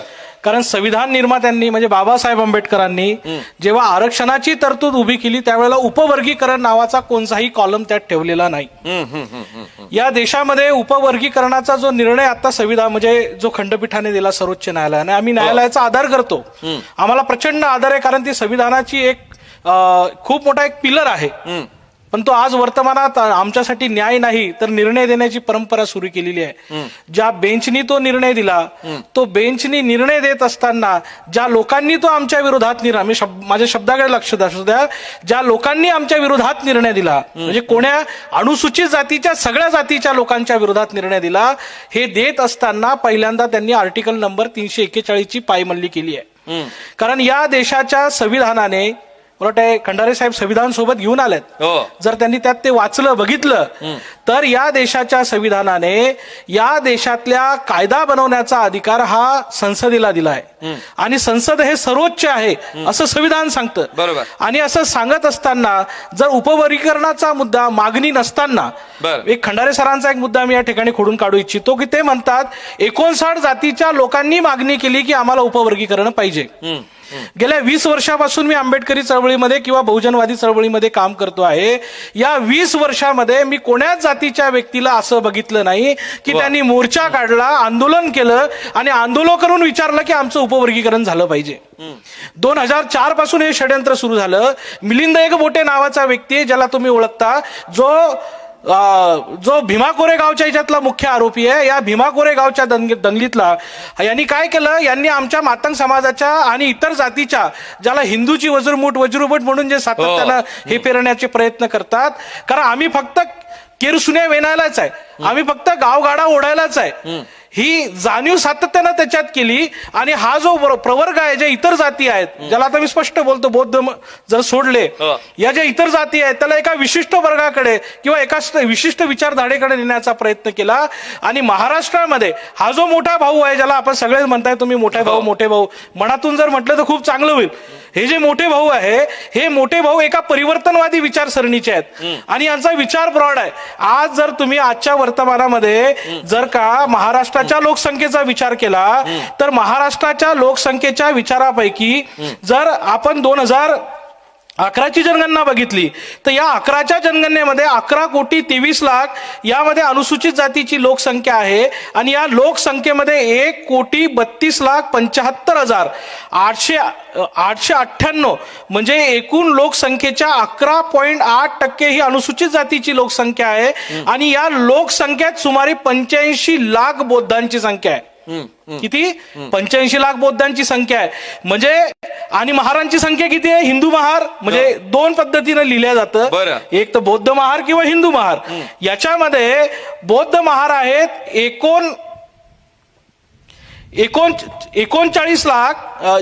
4,94,381 आणि जे हिंदू महार आहेत ते 3 लाखाच्या आसपास आणि जे फक्त बौद्ध आहेत ते एकंदरीत 15 लाखाच्या आसपास आहेत. बरं, म्हणजे जर ही लोकसंख्या, मी माझ्या मनाने बोलत नाहीये, ही जनगणनेचा जो सेन्सेस आहे, मी जनगणनेच्या सेन्सेस बद्दल बोलतोय. म्हणजे जर बघितलं तर बौद्ध महार आणि हिंदू महार जर एकत्रित केली तर एकंदरीत लोकसंख्येच्या प्रमाणात यांची संख्या जी आहे ही जर बघितली आपण तर ही एवढ्या मोठ्या प्रमाणात होते की या ज्या छोट्या छोट्या जाती आहेत, मग त्यात चर्मकार असेल, ढोर असेल किंवा आमचा मातंग बांधव असेल, या सगळ्या जाती दबतात. आणि आरक्षणाचा मूलभूत पहिला पाया काय आहे? जिसकी जितकी संख्या भारी, जे कांशीराम साहेबांनी सांगितलं, उसकी उतकी भागीदारी. जेवढी ज्यांची संख्या असेल तेवढं त्याला प्रतिनिधित्व देण्यात यावं, हे संविधानाचं बेसिक गाईडलाईन आहे. आणि त्यांच्या संख्येच्या अनुपातामध्येच त्यांना आरक्षण देण्यात आलेलं आहे. हे जे षडयंत्र सुरू केलं गेलं, हे मी तुम्हाला जे सांगतोय की 2004 मध्ये हे षडयंत्र सुरू केलं गेलं. 2004 ते 8 पर्यंत त्यांनी षडयंत्र केलं. 2009 नंतर म्हणजे जे सरकार बदललं त्यानंतर ज्या लोकांनी या षडयंत्रात भाग घेतला ती लोक सार्वजनिक यायला लागली आणि सार्वजनिक आल्यानंतर ही लोक सरळ एकदम ओपनली काय म्हणतात, हे आरक्षण बौद्धांनी खाल्लं. आमचा आरोप आहे तुम्ही आमचं आरक्षण खाल्लं. आमची संख्या जेवढी आहे, आमच्या संख्येच्या प्रमाणात जर आम्हाला मग वाद निर्माण होतो. पण हा वाद निर्माण होऊ नये ही आंबेडकर चळवळीतल्या लोकांची खूप मोठी एक भावना आहे. मी काही मनाने बोलत नाही, मी आकडेवाऱ्यावर बोलतोय. आज जर शासन प्रशासनातली जर हिस्सेदारी बघितली, मला घुमरे काकांनी सांगितलं, मी खंडारे साहेबांची एक गोष्ट आणखी त्यांना सांगू इच्छितो की उत्तर भारतात जर तुम्ही युपीत गेले तर सगळे युपीतले चर्मकार हे बौद्ध आहेत. मग त्यांच्याबद्दल तुम्ही काय म्हणाल? खरंच सर बरोबर आहे, परिवर्तनवादी बौद्ध आहेत. जर तुम्ही दक्षिणेत चालले, आता मादामधनी त्या विचारावर चालणार सुरुवात झाली आहे, तो परिवर्तन करायला तयार झालेला आहे. पंजाबमध्ये रविदासी शीख तुम्ही बघा, हे जे स्वतःला रविदासी शीख म्हणणारे लोक हे सगळे बुद्ध धर्माच्या वाट्यावर येत आहेत. मग ही सगळीच्या सगळी मानसिकता आहे, ही परिवर्तनवादी मानसिकता आहे. आणि माणसाचा विकास तेव्हा होतो जेव्हा त्याच्यात परिवर्तनताची मानसिकता बनते. आम्हाला पळायला सारखं मैदान दिलंय आणि आम्ही सारखं मैदान दिल्यानंतर जर आम्ही पळण्यास तयार नाही तर यात चूक कोणाची? मी एका विशिष्ट जातीबद्दल बोलत नाही. सगळ्यांना बाबासाहेब आंबेडकरांनी समान संधी दिली, या समान संधीचा फायदा आम्ही घेतला नाही. आम्ही कुठेतरी अडकून पडलो आणि अडकून पडून फक्त नाव दूषण देण्यात.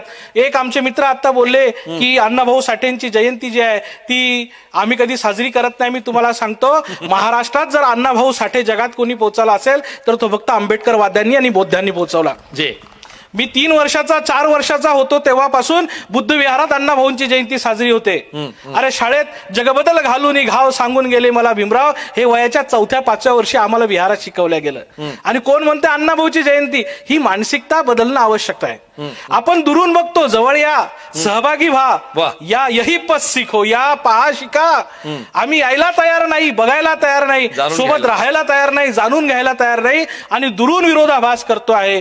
माझी एक विनंती आहे, हे खोटे विधान बंद करा की 59 जातीच्या लोकांनी उपवर्गीकरणाची मागणी केली. मला यादी दाखवा ज्या वेळेला या महाराष्ट्रामध्ये आजचे विद्यमान मुख्यमंत्री आहेत, याच्यापूर्वी पहिल्यांदा ज्यावेळेस मुख्यमंत्री झाले, नागपूरला एक मिटिंग झाली. त्या नागपूरच्या उप मिटिंग मध्ये त्यांच्या संघटनेत काम करणाऱ्या लोकांची एक बैठक झाली आणि त्यांच्या विचारांच्या लोकांनी ही मागणी केली की आम्हाला उपवर्गीकरण द्या. समाजातल्या जनतेने ही मागणी केलेली नाही. समाजातल्या जनतेने ही मागणी केलेली नाही, ही त्या लोकांनी मागणी केलेली आहे ज्यांची विचारधारा विषमता, गुलामी, भेदाभेद आणि असमानतेवर आधारित आहे. आम्ही तर समता, बंधुता आणि न्यायाच्या आधारावर आहोत. पण ज्या लोकांना भेदाभेद, गुलामी आणि षड्यंत्राच्या आधारावर जातीत भांडणं लावायचे आहेत, त्यांनी हजारो, आमच्या 6,738 जातीत विभागणी केली. अरे तुम्ही तर 2च जातीचे माणसं आहेत भांडणं लावायला, त्यांना सोपं येते, त्यांना सोपं येते. आणि हे सोपं असल्यामुळे हे षड्यंत्र सुरू आहे. मी तमाम महाराष्ट्रातल्या या चॅनलच्या माध्यमातून सगळ्या अनुसूचित जातीच्या बांधवांना विनंती करतो की यांनी ज्या पद्धतीने सरांनी सांगितलं वॉर रूम तयार केलंय, आम्ही सोशल मीडियाची माहिती काढली. सोशल मीडियाची माहिती काढल्यानंतर काय माहितीये का त्याचे टायटल काय? कट्टर महार आणि उपवर्गीकरणाचं समर्थन आणि एवढ्या चुकीच्या फेक अकाउंट, मांगाचा सोन्या. नाव काय त्याचं? मांगाचा सोन्या. उपवर्गीकरणाच्या विरोधामध्ये बाबासाहेब आंबेडकरांच्या विरोधात पोस्ट. हे कोण टाकतंय?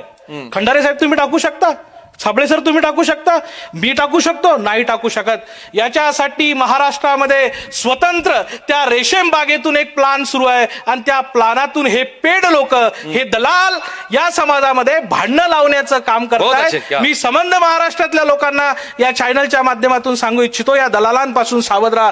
आणि जर आमच्या समाजातलेही दलाल जर ही फूट पाडण्यासाठी समोर येत असतील, त्यांनाही धडा शिकवल्याशिवाय राहणार नाही. जोरदार टाळ्या होऊन जाते. खरं तर वास्तविकता या ठिकाणी समोर येते आहे. विणकर साहेब, वकील साहेब, तुम्हाला मांडणी करायची, जर आरक्षणात बदल झाला कुणाला फायदा?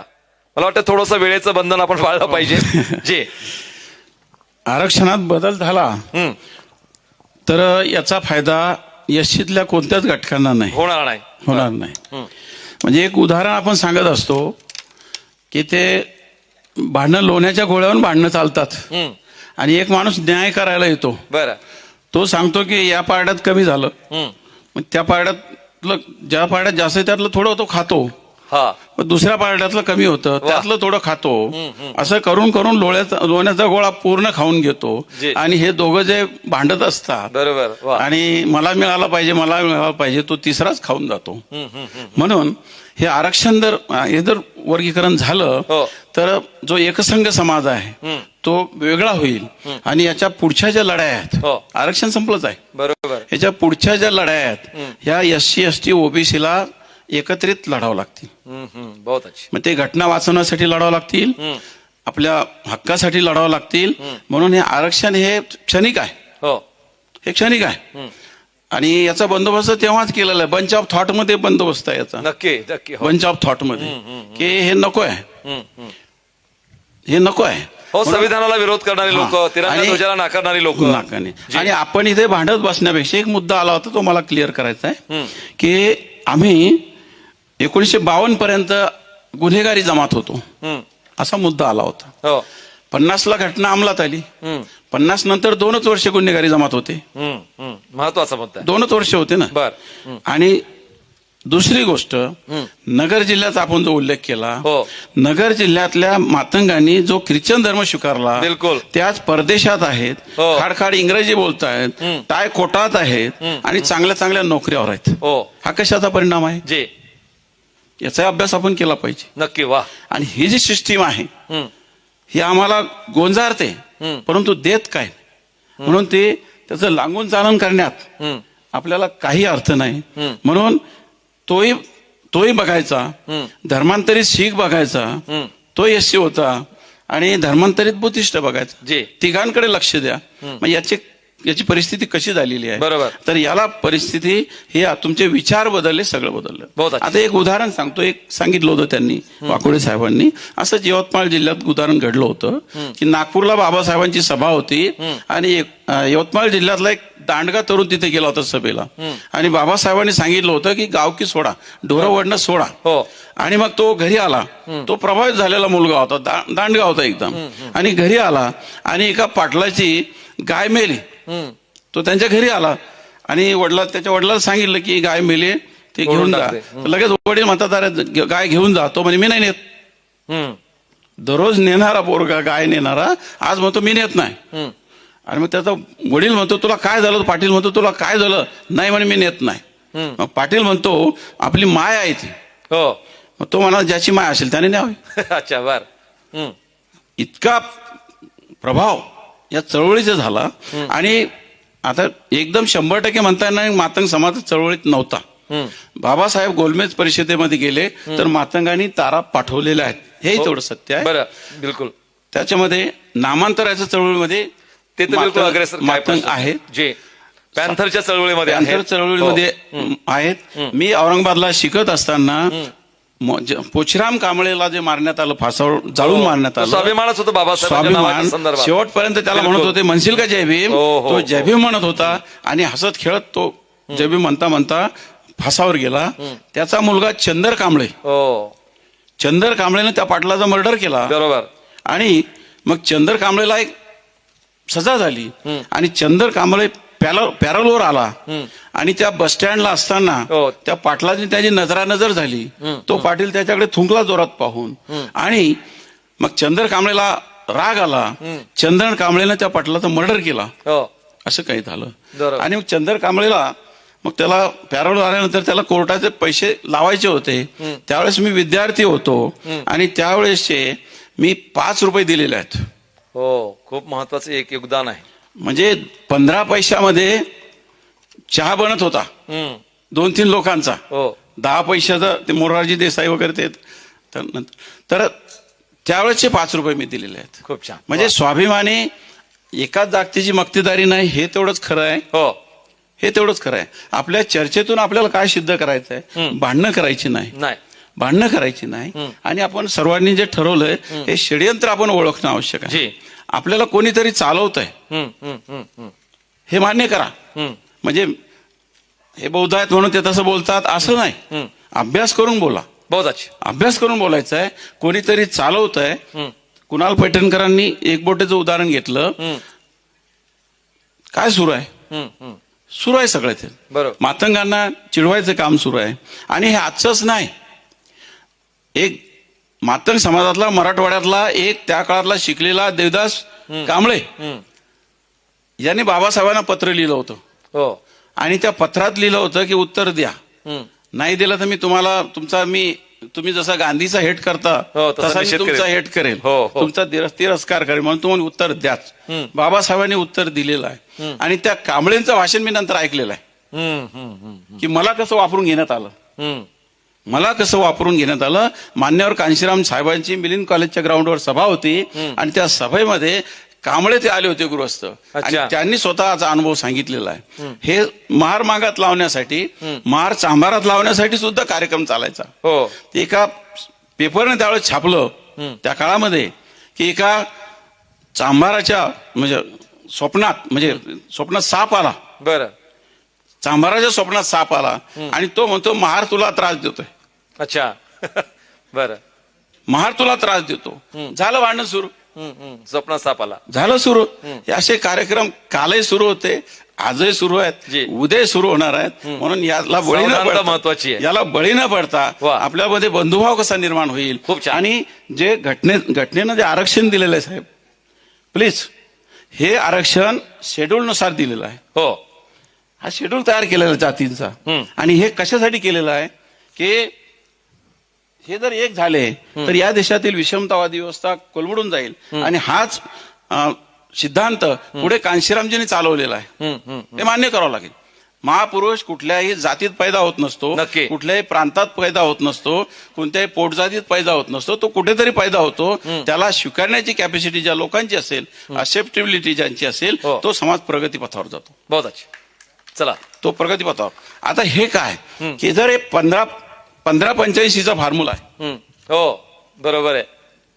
पेनाचं टोक आहे. आता हे 85 आहे, हो हो हे 15 आहेत, तो भाग 15 हे 15 आहेत. हो आणि हे 15 SC ST ओबीसी धार्मिक अल्पसंख्याक हे एका रक्ताचे आहेत. बरोबर वा एका रक्ताचे आहेत. आणि एका रक्ताच्या लोकांना भांडण सुरू ठेवणं हे परंपरागत धंदा आहे. आणि या धंद्यातून आपण बाहेर आलं पाहिजे. म्हणून खंडारे साहेब बोलतात म्हणून ते मला विरोध करत नाही, नाही. मी बोलतो म्हणून त्यांना विरोध करत नाही. हा विरोध होत नाही. तर हे विरोध किती दिवस चालायचा, हो परेशानी होत आहे. आणि म्हणून ह्या शेड्यूलनुसार जर आपण एकत्र आलो सगळे, आता हे फ्रॅक्शन जर केले तर जातीला आरक्षण होईल. आणि भारतीय राज्यघटना जातीला आरक्षण देत नाही ना, प्रवर्गाला जातीला नाही देत, त्याच्या संवर्गाला देतं. हो एससीचा संवर्ग, एसटीचा संवर्ग, ओबीसीचा संवर्ग, संवर्गाला आरक्षण आहे. आणि संवर्गाला आरक्षण दिल्यामुळे फायदा काय होतो हा दीर्घकालीन की आपण समजतो हे 15 एससी देशात, 7.5 एसटी आणि 52% ओबीसी हे जेवढे जातात. आणि हे धार्मिक अल्पसंख्याक हे 85% होतात. आणि याला आपण बहुजन समाज म्हणतो. आणि किती चांगलं वाटतं तो आपल्या बहुजन समाजाचा आहे, हो तो आपला एससी आहे. हे म्हणायला बरं वाटतं, हे म्हणायला वाईट वाटतं तो आमचा मांग आहे, बरोबर हे वाईट वाटतं. कधी कधी माझ्याशी बोलतात तुमच्या समाजाचे लोक, हे मला वाईट वाटतं. म्हणजे तू माझ्या समाजाचा नाही काय, हो तुमच्या समाजाचे लोक, तुमच्या समाजाचे लोक. तर हे सगळं वाईट आहे. म्हणून आपण व्हिक्टीम आहोत, या कास्ट सिस्टीमचे बळी आहोत. हो. आणि ती कास्ट सिस्टीम पुन्हा सुरू करण्याचं काम या वर्गीकरणाच्या नव्या माध्यमातून धाटणीमध्ये. सुरू आहे, या माध्यमातून सुरू आहे. म्हणून याला बळी पडणं हे आपलं मान्यवरांचं, वकिलांचं, बुद्धिवंतांचं, शिकलेल्या लोकांचं हे काम नाही. जे अडाणी लोक आहेत त्या अडाणी लोकांना आपण जाऊन सांगणं. बुद्धिजीवी वर्गाची बाबासाहेबांनी व्याख्या केलेली आहे. बुद्धिजीवी वर्ग कोणाला म्हणायचं, जो षडयंत्र ओळखतो, जो वाट काढतो, कठीण परिसरातून वाट काढतो, जो लोकांना मोबिलाइज करतो, त्यात तो बुद्धिवंत आहे, तो बुद्धिवंत आहे. आणि या आता सायकोलॉजिकल क्रूड प्ले आहेत, अनेक विभाग आहेत याच्यामध्ये, लोकांना वेगळं पाडायचे सायकोलॉजिकल क्रूड प्ले आहेत. ते क्रूड प्ले जर पाहिले तर तुम्हाला वाटेल की काय प्ले आहेत. आणि चला ठीक आहे, मला वाटतं साहेब आपण खूप मांडणी करताय, जोरदार टाळ्या होऊन जाऊ द्या. खरं तर प्रत्येकाला ऐकायचं आहे, माझ्याकडे वेळ थोडासा कमी आहे. एक मुद्दा सांगतो की असा एक समाजामध्ये गैरसमज पसरवलेला आहे की बौद्धांनी इतर जातीचं आरक्षण खाल्लं. हो बौद्धांनी इतर जातीचं आरक्षण खाल्लं. आता हे बोललं जातं बौद्ध जास्त दिसतात, संख्येने जास्त असल्यामुळे ते दिसणार आहेत इकडे तिकडे. आणि आरक्षण देणारे काही बौद्ध नाहीत, ते दुसरेच आहेत. बर तर आकडा डाटा सांगतो मी. महाराष्ट्र शासनाचा जुलै 2023चा डाटा आहे. राज्यातील त्याच्या अहवालानुसार राज्यात एकूण शासकीय पदे 4,78,082 आहेत. बर तर यामध्ये 18% SC पद आहेत. 18% SC ला मिळाले 4,78,082 मध्ये. तर या 82% 18% बौद्ध 5.9% आहेत. 18% मध्ये बौद्धांना किती टक्के वाटा मिळाला, 5.9%. आणि बुद्धाची लोकसंख्या किती आहे, 8.5%. बरं, म्हणजे त्यांच्या संख्येनुसार नाही, म्हणजे 2.6% कमी मिळालाय. म्हणजे बौद्ध जास्त आहेत हे नाही. त्याच्यानंतर 29 आमदार आहेत राखीव जागेमध्ये. हो घुमरे साहेबांनी सांगितलं पुणे कराराचं ते तेच प्रॉडक्ट आहे ते. हो जरी आपल्याला वाटत असेल आमच्या चांबारांचे एवढे आमदार आहेत ते आपले नाहीत, जे हो तर ते आपले नाहीत ते आपल्या तिथले आहेत, परंतु ते नाहीत आपले. मग 29 आहेत तर हे का बोलत नाही तिथं हाऊसमध्ये? हो अतिशय महत्वाचा मुद्दा आहे. हाऊसमध्ये बोलत नाहीत. लोकप्रतिनिधी आहेत ते. आणि लोकसभेमध्ये 131 आहेत. 131 आहेत असे SC ST चे खासदार. हे काही बोलतात का? हे बोलत नाहीत. मग ते बोलणार नाहीत तर हे पुणे कराराचं प्रॉडक्ट आहे. आणि महाराष्ट्रातल्या मोठमोठ्या नेत्यांचं सुद्धा मोठं कन्फ्युजन आहे. ज्यावेळेस पुणे करार आला 1982 साली 1982 माझा ऐका, पुणे कराराला 1982 साली 50 वर्ष झाले. त्यावेळेस काँग्रेसने असा प्रचार केला होता घुमरे साहेब की हा करार खूप महत्वाचा झाला, काही बजेट लावलं होतं आणि तो देशभर साजरा करणार होतो. कांशीरामजींनी सांगितलं पुणे करार अधिकार परिषद सुरू केला. बिलकुल हो देशभर सुरू केला. तो विषय बंद पडला. तो आमच्या फायद्याचा नाही झाला. बाबासाहेब बोललेले आहेत, परंतु त्यावेळेस महाराष्ट्रातल्या एका नेत्याने पुणे कराराचं समर्थन केलं होतं, नाव घेत नाही. कन्फ्युजन आहे. अबकड्याचं एका नेत्याने 15 दिवसापूर्वी समर्थन केलं आणि नंतर बदल केला. हो असं कसा बदल होतो तुमच्यात? असा बदल होता कामा नाही. तुम्ही ठाम राहिलं पाहिजे. बरोबर. तर असं कन्फ्युजन आहे. तर हे बौद्ध आता 29 राखीव जागा आमदाराच्या आहेत, त्यापैकी 10 बौद्ध आहेत. म्हणजे हे प्रमाण 3.4% आहे.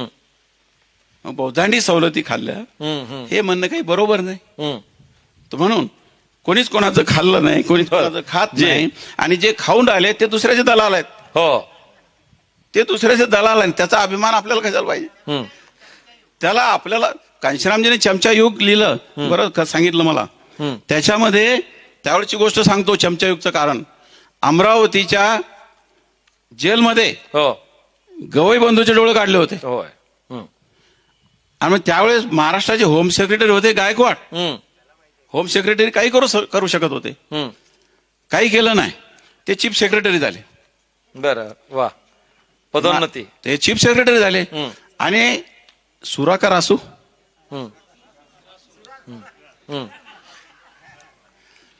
रासू गवई, ते गवई सर काही वाईट वाटून घ्या, तुमच्या तालुक्याचे आहेत म्हणून काही वाईट वाटून घेऊ नका.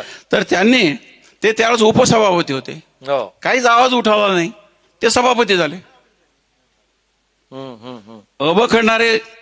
अबखड करणारे काय झाले तुम्हाला माहिती? म्हणजे हे असं सगळं चालतं. चला खूप चांगली वास्तविक ही फॅक्ट आहे. जोरदार टाळ्या होऊन जाऊ द्या. अतिशय आता आपण शेवटच्या या ठिकाणी भागाकडे जातो आहोत. लॉर्ड बुद्ध टेलिव्हिजन प्रस्तुत महाचर्चा अतिशय महत्वपूर्ण कार्यक्रम. येणाऱ्या अनेक पिढ्यांचं भवितव्य ज्या विषयाभोवती या ठिकाणी खऱ्या अर्थानं फिरते आहे तो विषय उपवर्गीकरणाच्या संदर्भातला सुरू आहे की अनुसूचित जातीतील उपवर्गीकरण न्याय की अन्याय. आणि खरं तर जर आरक्षणात बदल झाला फायदा की तोटा, मी ॲडव्होकेट साबळे साहेबांना साहेब थोडंसं थोडक्यामध्ये मांडा. जी धन्यवाद सर.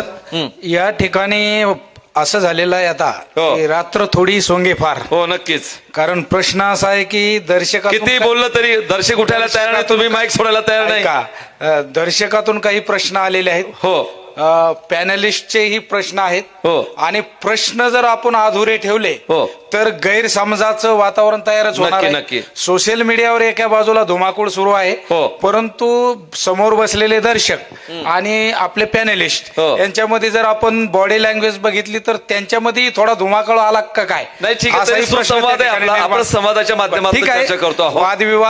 वादविवादातून संवाद आणि संवादातूनच तत्व बनतं. प्रश्न असा आहे की आता म्हणजे वानखेडे सरांनी एक प्रश्न विचारलेला होता, नाही गवई सरांनी एक प्रश्न विचारलेला होता.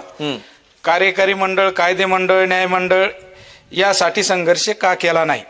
पण खऱ्या अर्थानं त्यांनी जो प्रश्न विचारलाय, माझा बोलण्याचा जो उद्देश होता, मूळ उद्देश, तो उद्देश होता की तो काही म्हणजे पर्टिक्युलर नवबौद्ध किंवा जे इतर आपले चांभार बांधव असतील यांना उद्देशून नव्हता. शेड्यूल कास्ट म्हणून आपण ती वेळ का येऊ दिली, हा महत्वाचा प्रश्न होता. बरोबर. दुसरा महत्वाचा, अनेक प्रश्न समोर आलेले आहेत आणि ते प्रश्न आहेत किंवा लढायला आम्ही पुढे असतो, इतर वेळेत तुम्ही कुठं असताय. म्हणजे लढायला आम्ही असतो तर तुम्हाला मी आता फॅक्ट सांगतो उदाहरणाची. प्रश्न असा आहे की ज्यावेळेस खैरालांजी झाली 2006 मध्ये, खैरालांजीच्या लढ्यामध्ये आम्ही होतो, परंतु खैरालांजीच्या लढ्यामध्ये आम्ही निळ्या झेंडाखालीच होतो. आम्ही होतो त्या लढ्यामध्ये.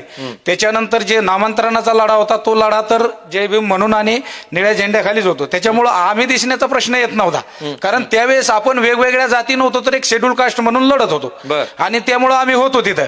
प्रश्न असा झाला की नंतर अॅट्रॉसिटीमध्ये संशोधन केलं मान्य सुप्रीम कोर्टाने आणि मग त्याच्यामुळं त्याच्या विरोधात पूर्ण भारतभर बहुजन क्रांती मोर्चे निघाले आणि या बहुजन क्रांती मोर्चा जालन्याला पण निघाला आणि या जालन्यामध्ये मातंग समाज पहिल्यांदा पिवळा झेंडा घेऊन आला.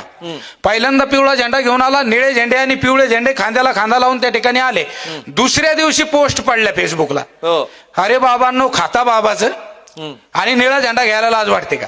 म्हणजे जर समजा खैरालांजी असेल, नामांतरण असेल, तिथं निळ्या झेंड्याखाली आलं तर आम्ही दिसत नाहीत आणि जर आम्ही बहुजन क्रांती मोर्चात पिवळा घेऊन आलो मग दिसलो तर मग लाज वाटते का. म्हणजे हे जे दोन्ही बाजूने येणारे प्रश्न आहेत ना, मी याच्यासाठी नाही म्हणत, आपण चांगले शिकलेलो आहोत, आपण एक चांगल्या पद्धतीने खऱ्या अर्थानं आरक्षण उपवर्गीकरण हा जो मुद्दा आहे हा मुद्दा सामाजिक न्यायाचा आहे किंवा नाही याच्यामध्ये अनेक गैरसमज आहेत. आज तेलंगणामध्ये हे आरक्षण वर्गीकरण इम्प्लिमेंट झालेलं आहे 2025 एप्रिलमध्ये, त्याच्यानंतर कर्नाटकमध्ये झालेलं आहे, त्याच्यानंतर पंजाब हरियाणामध्ये झालेला आहे. या ठिकाणी झालेला आहे म्हणजे सुप्रीम कोर्टाचा निकाल आणि बाकीच्या गोष्टी, जर बदर समितीचा अहवाल त्या ठिकाणी जर तयार असेल तो काय आहे ते तुम्हाला माहित नाही, आम्हाला माहित नाही. प्रश्न असा आहे की हे काही जरी असलं तरी हे जर आरक्षण होणार असेल तर याच्यातले 10 लोक आणखीन जरी म्हणले की हे चुकीचं आहे तरी ते होणार असेल तर ते होणार आहे. प्रश्न असा आहे की याच्यामधून साध्य काय होणार आहे. जर याच्यामधून साध्य, आता काय होतं की शेड्यूल कास्टमध्ये जर 13% आरक्षणाचं बायफर्गेशन झालं तर बायफर्गेशन झालं समजा एका, आता सरांनी सांगितलं की ते जातीला मिळत नाही संवर्गाला मिळतं, सर उपवर्गीकरण ही देखील त्याची उपगटवारी होणार आहे. ती उपगटवारी जर झाली तर ते संवर्गालाच मिळणार आहे, फक्त उपसंवर्ग असणार आहे आणि 13% आरक्षण कमी होणार नाही, ते 13%च राहणार आहे. त्याच्यामध्ये काय होईल की संख्येप्रमाणे जे गट आणि त्या गटाची संख्या आहे त्याप्रमाणे त्याचं त्या गटाला ते मिळणार आहे. त्याप्रमाणे पुढील जे लाभ आहेत, एखाद्या वेळेस जर उपवर्गीकरण हे जर म्हणजे तोट्याचं असेल तर आज मातंग समाजातील काही लोक जर त्या बाजूने उभं राहून जर समजा समर्थन करत असतील तर काय म्हणतात की ठेच लागल्याच्या नंतर कळेल मग पुढे. मग प्रश्न असा आहे की मी जरी असलो समर्थनात तर उद्या जर आमचं नुकसान झालं तर आम्हाला कळणार आहे का. देवळात गेल्याशिवाय देव दिसत नाही आणि हे सगळ्या गोष्टी अशा मनी प्रचलित आहेत. मग जर मी जरी आज समर्थनात असलो पण आज जर आपण भारतीय राज्यघटनेला प्रमाण मानलं आणि त्या भारतीय राज्यघटनेमधल्या जर ज्या काही प्रोव्हिजन्स आहेत त्या जर आपण प्रमाण मानल्या, त्याप्रमाणे जी सर्वोच्च यंत्रणा आहे त्या सुप्रीम कोर्टाने जर त्या ठिकाणी तो निकाल दिलेला असेल आणि त्या निकालामध्ये त्या 565 पानामध्ये त्या सगळ्या गोष्टी ज्या आहेत, तुम्हाला मी सांगतो आपण जे प्रश्न निर्माण करत आहोत हे प्रश्न थोडे मोघम व्हायला लागलेले आहेत. याला मुद्देसूद पद्धतीनं जर 10 वर्षापूर्वी किंवा 1 ऑगस्ट 2024 नंतर लगेच हे सुरू झालं असतं आपलं 26 जून राजश्री शाहू महाराजांच्या जयंतीच्या वेळेस मच्छिंद्र सकटे सरांनी कोल्हापूरला एक गोलमेज परिषद या संदर्भात सेम टाईप घेतलेली होती. त्यावेळेस गौतमी पुत्र कांबळे सर आलेले होते आणि आणखीन 2 बौद्ध समाजाचे पॅनेलिस्ट तिथं होते आणि त्यावेळेस आम्ही त्या चर्चेमध्ये ज्यावेळेस अल्टिमेट व्ह्यूवर आलो त्यावेळेस आम्ही असं म्हटलं की जर सरकार, काही संघटना ह्या जर आमच्या हातात तलवारी देत असतील आणि जर भारतीय राज्यघटनेमध्ये सामाजिक न्यायाचं तत्व असेल तर मग आपण काय करू, या तलवारी बाजूला ठेवून गाळ्यात गाळा घालू आणि याच्यात मधून काय होईल की आरक्षणामध्ये बायफर्गेशन झालं, ज्याची मागणी चुकीची आहे एखाद्या वेळेस त्यांना जर त्याचा तोटा झाला तर ज्याचं मस्तक फुटेल तो चिंधी बांधेल. परंतु प्रश्न असा आहे की आज जर संविधानिक रक्षणासाठी जर नवबौद्ध चंभार हे जर लढत असतील, आता त्यांनी सांगितलं की आम्ही चंभाराची पूर्ण समर्थन आहे, मान्य आहे तुमचं समर्थन आहे, पण चर्मकार सेवा संघ म्हणून एक आहे आणि त्या चर्मकार सेवा संघानं देखील समर्थन उपवर्गीकरणाच्या बाजूने दिलेलं आहे. म्हणजे प्रश्न काय व्हायला लागला की एक समाज 2 बाजूने जर वर्गीकरणाला समर्थन करत असेल तर हा देखील एक चिंतनाचा भाग आहे. तरी आपली लढाई फत्ते आणि नाही हरलो तरी. प्रश्न असा आहे की या लढाईमध्ये आपण एक काम करणं गरजेचं आहे की येणाऱ्या कालखंडामध्ये हे प्रश्न खूप आहेत बरं. शेषराव वाकुडे सरांचेही प्रश्न आहेत. नाही, आता त्या वेळ थोडीशी प्रत्येकावर जर आहे. गेलात, मी जी. तेच बोलतोय की त्या प्रत्येक प्रश्नाचं उत्तर देणं शक्य होणार नाही. जी. माझं मत असं आहे की आरक्षण, उपवर्गीकरण, आरक्षण हे घटनात्मक तरतूद आहे. हे ज्या पद्धतीनं आपल्याकडे येईल तसं आपण त्याचा स्वीकार करू. आपण आणखीन चर्चा करत राहू. त्या चर्चेमधून जर आउटपुट चांगलं निघालं तर ठीक, नाही निघालं तर जे समोर येणार आहे त्याला सफर करू. परंतु आपल्यामधली जर युनिटी तुटली, शेड्यूल कास्ट, शेड्यूल ट्राईब मधली जर युनिटी तुटली तर भविष्यामध्ये काय होणार आहे? भविष्यामध्ये जो लढा आपल्याला लढता येईल तो लढता येणार नाही. या ठिकाणी जर शेड्यूल कास्टचं बायफर्गेशन झालं, तुम्हाला मी सांगतो की याच्यामध्ये जर समजा उपवर्गीकरण झालं, ज्याचा त्याला लाभ भेटला त्याचा तोटा हो का फायदा हो तो नंतरचा प्रश्न आहे. पण प्रश्न असा आहे की जर वर्गीकरण झालं तरी उद्या आरक्षण हे राज्यघटनेमध्ये आहे. आणि जर या ठिकाणच्या अनुसूचित जाती आणि हे जे डिस्क्रिमिनेट झालेली सोसायटी आहे यांच्या हक्कावर जर गदा येणार असेल तर आपण जर आपल्यामध्ये जर बंधुत्व आणि हे कायम असेल तर आपण उद्या एकत्र येऊन संवाद करू शकतो असाच. आणि त्या संवादातून उद्या संघर्षही करू शकतो. म्हणजे जसं डॉक्टर बाबासाहेब आंबेडकरांनी सांगितलंय, शिका, संघटित व्हा आणि संघर्ष करा. आपल्यामध्ये तुम्हाला मी सांगतो की आपण आपल्यावर काड्या ओवळून चालणार नाही. या दोन्ही समाजामध्ये 59 जातीमध्ये प्रचंड प्रश्न आहेत. आणि तुम्हाला मी सांगतो 2020चा ज्यावेळेस निकाल आला अरुण मिश्रा खंडपीठाचा, त्यावेळेस त्यांनी दिला की there has been lots of cry in schedule caste, असं त्यांचं ते एक स्टेटमेंट होतं होमोजिनियसचा क्रायटेरिया नाकारण्यासाठी.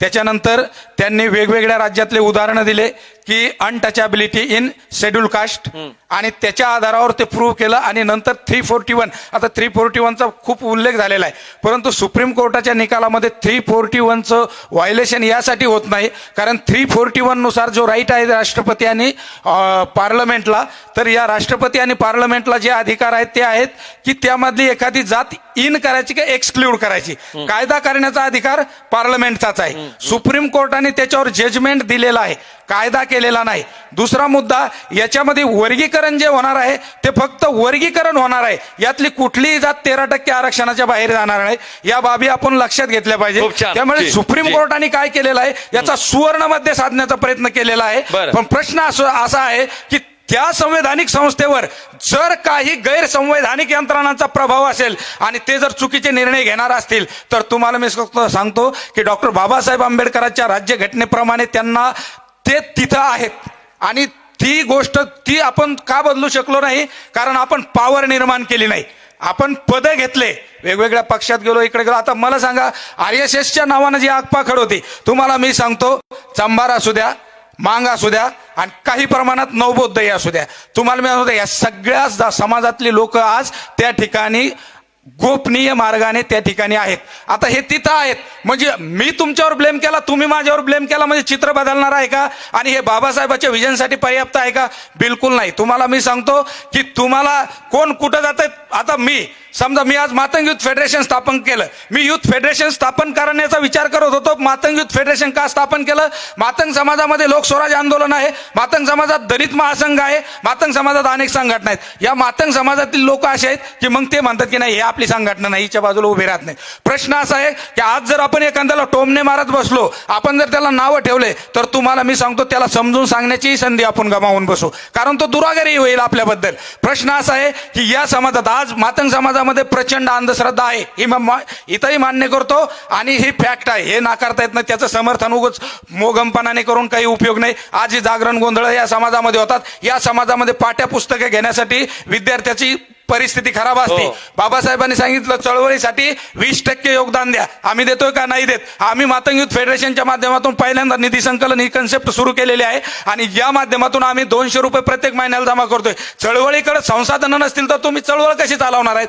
ह्या सगळ्यात महत्वाचा मुद्दा आहे. हे सर्व करत असताना या समाजाला जर आम्ही म्हणलं चळवळीला 200 रुपये द्या, आमची परिस्थिती ठीक नाही, परंतु मग मांगीर बाबाच्या शेंद्र्यात जाऊन नवस करायचा, वेगवेगळ्या देवी देवतांना नवस करायचा, तर 50,000 60,000 खर्च आणि अजिबात काही वाटत नाही, कारण त्यांच्या मनाने ते मानलेलं आहे. आणि जोपर्यंत मनातून परिवर्तन होणार नाही ते परिवर्तन काही कामाचं नाही. तुम्ही जर एखाद्याला ब्लेम आणि फोर्सफुली परिवर्तन करत असाल बिलकुल फायदा नाही. या देशामध्ये तुम्हाला मी सांगतो की डॉक्टर बाबासाहेब आंबेडकरांनी बौद्ध धर्म 1956 जरी स्वीकारलेला असला तरी इसवी सन पूर्व 563 मध्ये ज्यावेळेस भगवान तथागत गौतम बुद्धांनी या धर्माची स्थापना केलेली आहे, सम्राट राजे प्रसेनजितांनी त्याला राज्यश्रेय दिलेला होता स्वतःच्या राज्यामध्ये. आणि मातंग वंशाचा जर आपण दूरगामी इतिहास जर पाहिला प्राचीन, तर तुम्हाला मी सांगतो याची नाळ तिथं जुळलेली आहे. मग ते भले मातंग समाजाचा रिलेशन जो आहे तो बौद्ध कल्चरशी आहे आणि तिकडे जैन कल्चरशी आहे. आणि हे काही वेगवेगळे नाही. या देशामध्ये जैन का अलग झाले, बौद्ध का अलग झाले, बाकी लोक शीख का अलग झाले, याचं कारण आहे की हे हिंदू धर्मातील अपयशाचं कारण आहे, हिंदू धर्मातील अव्यवस्थेचं कारण आहे. पण प्रश्न असा आहे की संविधानक ज्या बाबी आहेत त्या बाबी आम्ही भावनेच्या आधारे खोडू शकणार नाहीत. माननीय सुप्रीम कोर्टाच्या 565 पानाचं जे जजमेंट आहे, या जजमेंटमध्ये ज्या काही गोष्टी दिलेल्या आहेत त्यांनी डायरेक्ट निकाल दिलेला नाही. 2011ची केस 2020ला पहिला निकाल आला 5 जजेसच्या खंडपीठाचा, आणि त्यांनी ते वर्ग केलं हायर बेंचला. हायर बेंचला का वर्गीकरण केलं? कारण ईव्हीच यांनी या केसमध्ये 5 जजेस होते आणि अरुण मिश्रा खंडपीठाच्या जजेसमध्ये 5 जज होते, ते इक्वल झालेले होते. मग याचा फैसला हायर जजने करावा म्हणून ते वरच्या खंडपीठाकडे गेले, हायरकडे गेलं, आणि मग त्याच्यामध्ये 2024ला निकाल आला. जर माझं फक्त एवढंच म्हणणं आहे, मी काय RSS वादी नाही, आणि तुम्हाला मी सांगतो माझं फेसबुक तपासा, मी फेसबुक लाईव्ह आलेलो आहे आणि माझ्या प्रत्येक पोस्ट तुम्ही तपासू शकता. तुम्हाला जर समजा मी वर्गीकरणाचा समर्थक आहे म्हणून RSS वादी जर वाटलो तर याला नाईलाज आहे. पण मी माझं सांगताना हे सांगतोय की प्रश्न असा आहे की RSSच्या इशाऱ्या जर हे वर्गीकरण होणारच असतं तर 2011 ते 20 आणि 24 पर्यंत वाट पाहायची काय गरज होती? हा लढा 1975 पासून जर सुरू आहे तर प्रश्न असा आहे की याच्यामध्ये खूप काही प्रश्न आहेत. या सगळ्या प्रश्नाचा आपण काय आता की इथं जेवढे काही प्रश्न आलेले आहेत समोरून आणि इथलेही प्रश्न आहेत, माझं मत आहे याच्यासाठी आपण चर्चासत्र ठेवू, ही अशी चर्चा, कारण इथं आता सगळ्यांचा वेळ झालेला आहे, वेळ खूप झालेला आहे. याच्या प्रत्येक प्रश्नाचं खंडन मुद्देसूद आणि विथ एव्हिडन्स आपण करू. पण तुम्हाला मी सांगतो की बाबासाहेबाशिवाय तुम्हाला आम्हाला कुठंही ऑप्शन नाही. ही चळवळ जी आहे महापुरुषाला कुठली जात नसती. आणि तुम्हाला मी सांगतो इथून पुढे बौद्ध धर्म मातंग समाजाने का स्वीकारला नाही, का नाही, याचे कारण नंतर शोधत बसू आपण. प्रश्न असा आहे की या ठिकाणी त्याला वैचारिक परिवर्तनामध्ये सगळ्याला जर आपल्याला यायचं असेल, तुम्हाला मी सांगतो लोकशाहीमध्ये बहुमताला किंमत आहे आणि बहुमतासाठी तुम्हाला शेड्यूल कास्ट, शेड्यूल ट्राईब या सगळ्या लोकांना एकत्र करावं लागेल. मग आम्ही आजपर्यंत ते काय एकत्र करू शकलो नाही. मी काही नवबौद्धाला उद्देशून नाही बोलत किंवा चांबादाला उद्देशून नाही बोलत.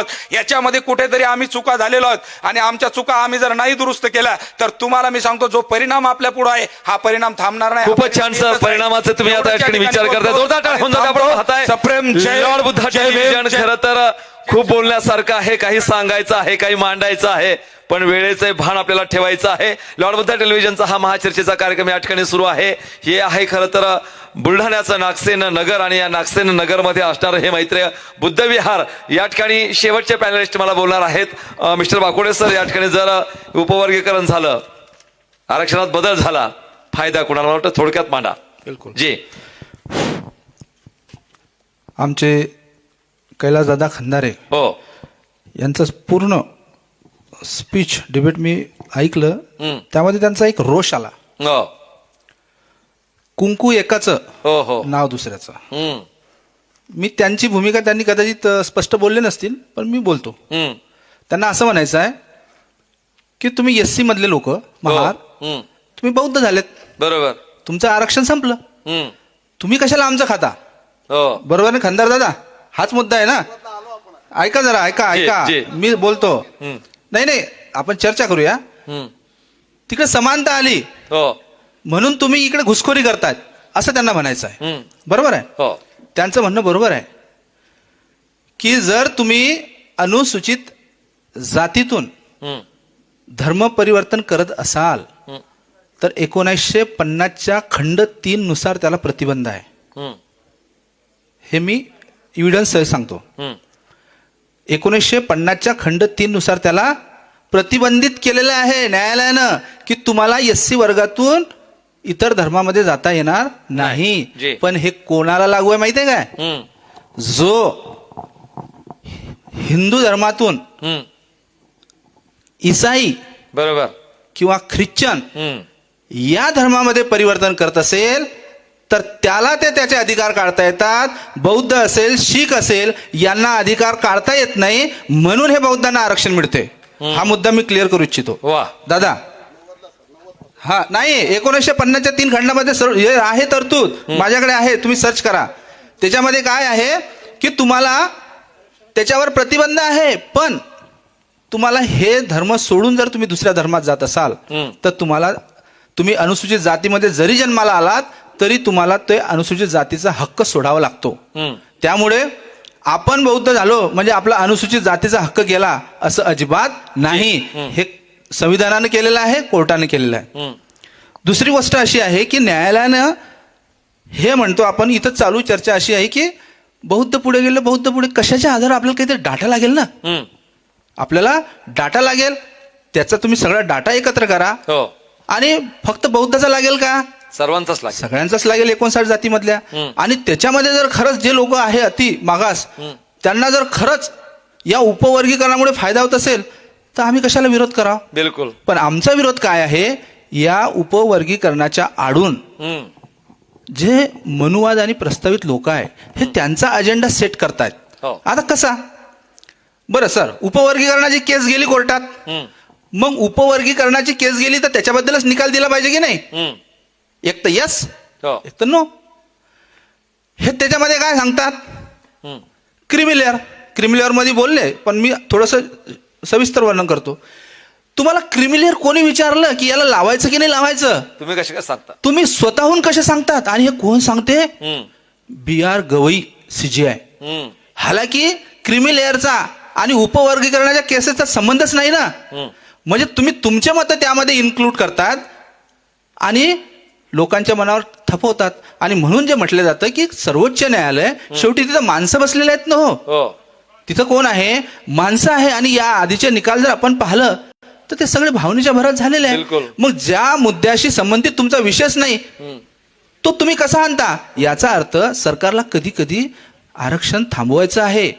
हे जर सरकारनं म्हटलं तर उठाव होईल, सगळे लोक एकत्र येतील. बरोबर. मग हे न्यायालयाच्या तोंडून काढा, हे न्यायालयाच्या तोंडून काढा. हा एक मुद्दा आहे. आणि त्याच्यासोबत त्यांनी हे सांगितलं, क्रिमिलेअर अनुसूचित जाती जमातींना लागू होत नाही, कारण ते शिकले म्हणजे त्यांची प्रतिष्ठा वाढली असं होत नाही. त्याचं ताजं उदाहरण तर कोण बूट खाल्ला आणि कोण मारला हे माहित आहे. आता त्या व्यक्तीत असं आहे की त्यांचं आता नाव पण घ्यावं वाटत नाही. हो, बरोबर का. म्हणजे काल परवाचा सोशल मीडियावरचा म्हणजे कुणासोबत तुमचा फोटो व्हायरल होता, फोटो व्हायरल. आज कुणाला जर गोष्ट सांगितली, हे करताय, सर्वोच्च न्यायालयाचे न्यायाधीश काल कोणाला शरण गेले. होय, एक 28-30 वर्षाचा पोट्टा तो भरळतोय बागेश्वर, एमपीतला बागेश्वर, तो म्हणतो हिंदू राष्ट्राची आपल्याला तयारी करायची आहे, संकल्पना करायची आहे. आमच्या CGI जाऊन जर त्याच्या पाया पडत असतील तर काय म्हणावं आता. काही म्हणतील मग का वाकडे सर तुम्ही त्याच्यापेक्षा हुशार आहे काय. अहो, हुशार नाहीये, हे परिस्थितीची जाण आहे. आम्ही ज्यांना एवढं हुशार समजतो ते जर अशा बाबाच्या पायी चरण लोटांगण घालत असतील, अभिमान वाटायचा एके वेळेस, तर यांनी हे निर्णय का बरं यांचं ऐकून दिले नसतील असं वाटत नाही. हा, दुसरी गोष्ट अशी की अनुसूचित जातीला क्रिमिलेअर याच्यासाठी लावता येत नाही की त्याचं ते गरिबी हटावचा कार्यक्रम नाही, हे सगळ्यांनी मान्य केलं. याच्यासोबत त्यांनी ही एक याचिका होती, यामध्ये फक्त अनुसूचित जातीचं वर्गीकरण करायची याचिका नव्हती, अनुसूचित जाती आणि जमातीचं सुद्धा आरक्षण उपवर्गीकरण करायची होती. मला सांगा सर, आपण सगळे आहोत, अनुसूचित जमातीच्या उपवर्गीकरणाविषयी काहीतरी कुठली कमिटी नेमली असं आहे का. नाही. का, अनुसूचित जमाती नंतरचं टार्गेट आहे. पहिलं टार्गेट कोण आहे, अनुसूचित जाती. इथं लिटमस चाचणी करून बघायचं हे जागे आहे की झोपले. हे जर जागे असतील तर मग पुन्हा मागे यायचं 2 पावलं, आणि नाही तर SCचं झालं की STचं. मग मला असं म्हणायचं की जर एकाच दिवशी एकच न्यायालय घटनापीठ जर आदेश देत असेल, निर्णय देत असेल, मग त्याच्यासोबत अनुसूचित जाती आणि जमातीचंही व्हायला पाहिजे. पण तसं आहे का, नाही आहे. का, कारण ते धर्मामध्ये समाविष्ट होतात आणि शेवटी त्यांना करून घेता येते. पण इथला जो SC वर्ग आहे हा जोपर्यंत टार्गेट होत नाही तोपर्यंत हे बाकीचे शांत बसत नाही, आणि बाकीच्यांना टार्गेट करणं सोपं आहे. आणि म्हणून माझं या मताला निर्णय आहे. दुसरी गोष्ट अशी आहे का मातंग समाज जो आज आपण म्हणतो की मागे राहिला, तुम्हाला माहित आहे आपल्या सगळ्यांना, महात्मा फुलेंचे संरक्षक लवजी वस्ताद साळवे सर होते. आणि त्यावेळेस त्यांची पुतणी मुक्ता साळवे. सर केव्हाचा काळ आहे हा? बरोबर. महात्मा फुलेंच्या सोबतचा काळ आहे, म्हणजे जवळपास 18व्या शतकातला. त्यावेळेस मुक्ता साळवे इथल्या प्रस्थापितांना काय प्रश्न विचारते? आमचा धर्म कोणता? त्यावेळेस विचारते. महार नाही होती, ही कोण होती? मुक्ता साळवे. प्रश्न विचारणारी मुलगी. एवढा पुढे गेलेला समाज आहे, पण संबंध जोडताना आपण हे कोणाशी संबंध जोडतात? त्या प्राचीन काव्यामधल्या मातंग ऋषीशी जोडतात. मग ते म्हणतात याचं हे आहे. अरे आपला संबंध तुम्ही क्रांतिकारकाशी जोडा. आम्ही जे आमचे महापुरुष आहे, महात्मा फुले महार नाहीत, राजर्षी शाहू महाराज नाहीत, छत्रपती शिवाजी महाराज नाही, अण्णाभाऊ साठे नाही, तुकाराम महाराज नाही. काय म्हणत बाबासाहेब जेव्हा मूकनायक मध्ये त्यांचं ते पत्र असायचं, पहिली ओळ काय असायची? काय करू आता धरून या भिड, निशंक हे तोंड वाजविले, मुखियाचा नसे कोणी झाली, म्हणून बुडती ही जन न देखावे डोळा, म्हणून येत असे कळवळा. बाबासाहेबांना ते लिहायची काय गरज होती? म्हणून आमच्यावर जो आक्षेप इतर घेता की तुम्ही जातीचं नाही, ही चळवळ मानवतेवर प्रेम करणाऱ्या लोकांसाठी आहे आणि मानवतेसाठी आहे. आणि आम्हाला धोका यामध्ये वाटतो की हे आरक्षण आज लागू झालं, उद्या क्रिमिनल लागू होईल, आणि क्रिमिनल लागू झाल्यानंतर याचा धोका सांगतो तुम्हाला असं की आता नीट साठी, मेडिकल साठी आरक्षण आहे. म्हणजे या आरक्षणाचं तत्व काय होते? जे पुढे गेले त्यांना मुचके बांधायचे आणि जे मागे आहे त्यांना मोकळं सोडायचं. आणि खा किती खाता? अरे खाण्यासाठी त्याला लायबिलिटी लागेल ना. म्हणजे जो 8 लाखाचं उत्पन्न ज्याचं झालं त्याला काढायचं आणि ज्याचं कमी आहे त्याला द्यायचं. आता मला सांगा, हे जे आर्थिकचे उत्पन्नाचे दाखले असतील, अहो लोक जातीचे दाखले बोगस घेऊन आपल्या मतदारसंघामध्ये खाऊ राहिले, आपण त्याचं काय करू राहिलो? तर हे तुमचे आर्थिक दाखले तुम्हाला बदलायला काय वेळ लागेल? सांगा तुम्ही मला. इथं अनुसूचित जातीमध्ये बुलढाणा जिल्ह्यामधले किंवा त्या विधानसभा मतदारसंघामध्ये असलेले किती लोक काय न्याय भेटू राहिले तुम्हाला? खोटे दाखले. मग जातीचा दाखला जर खोटा येतो तर उत्पन्नाचे किती येतील? बरोबर आहे. त्यामुळे हे त्याच्यावर अन्यायकारक आहे आणि म्हणून यातून सरकारचा डाव आहे हे आपल्या सगळ्या लोकांनी समजून घेतलं पाहिजे. आणि मी जाता जाता एक मुद्दा सांगतो की 2002-07 मध्ये बीपीएलचं कार्ड होतं, त्या झालेल्या सर्वेनुसार अनुसूचित जातीचे सगळे जेवढे लोक आहे त्यामध्ये 22% दारिद्र्य आहे. जर लोकसंख्या आमची आज 20% असेल, 22% असेल, त्यामध्ये जर सगळे 22% दारिद्र्याखाली आहे, मग कोणाचा विकास झाला? आणि कोण म्हणते विकास झाला? हे जे 2-4 आपल्याला बोटावर मोजणे एवढे लोक दिसतात, हे यांना पाहून आपण विकास झाला असं नका म्हणू. म्हणजे महात्मा फुले हंटर कमिशन पुढे साक्ष देण्यात त्यासाठीच गेले होते. ते कोणत्या कपड्यामध्ये गेले होते? अगदी साध्या कपड्यामध्ये गेले होते, यासाठीच की मी जर चांगले सूट बूट घालून आलो तर तुम्ही म्हणसाल बा हे असेच लोक आहे एवढे शिकलेले सवरलेले, आणि मग यांना काय प्रतिनिधित्व द्यायचं. म्हणून माझी ओरिजिनल ओळख व्हावी यासाठी महात्मा फुले पगडी आणि धोतर घालून गेले होते. हे तेव्हाच आहे. म्हणून ह्या 2-4-5 शिकलेल्या लोकांकडे पाहून आपल्याला असं म्हणता येत नाही. तर त्यामध्ये या सरकारचा अजेंडा आहे आणि हे कोणाच्याच फायद्याचं नाही. शेवटी जाता आता एवढंच म्हणतो की हे जर का एकदा आरक्षण उपवर्गीकरण झालं तर पुढचा जो प्रयत्न आहे ते आरक्षणच नष्ट करायचं. त्यामुळे ना बजेगा बास ना रहेगी बासुरी. म्हणून हा धोका आपण सर्वांनी ओळखला पाहिजे. मातंगांना आज किती टक्के आरक्षण देणार आहे त्या अहवालामध्ये सर काही डिक्लेअर केलं का? नाही. हे सगळे हवेमध्ये चालू आहे बाण, हे सगळे. आणि जो समाज विरोध करतो, विरोधात आहे, त्याला किती कमी होणार हे आहे का? नाही. मग जो आकडा सिद्ध झाला नाही त्याचं तुम्ही उपवर्गीकरण आणि समित्या आणि त्याही एका समाजाच्या नेमून हे करणं म्हणजे नक्कीच हा कुटील डाव आहे. जसं एकलव्याचा अंगठा कापण्यात आला, पुन्हा तोच द्रोणाचार्य आपल्याकडे आज येत आहे आणि आपला अंगठा कापण्याच्या मानसिकतेत आहे. म्हणून सावधान रहा. एक रहेंगे नेक रहेंगे.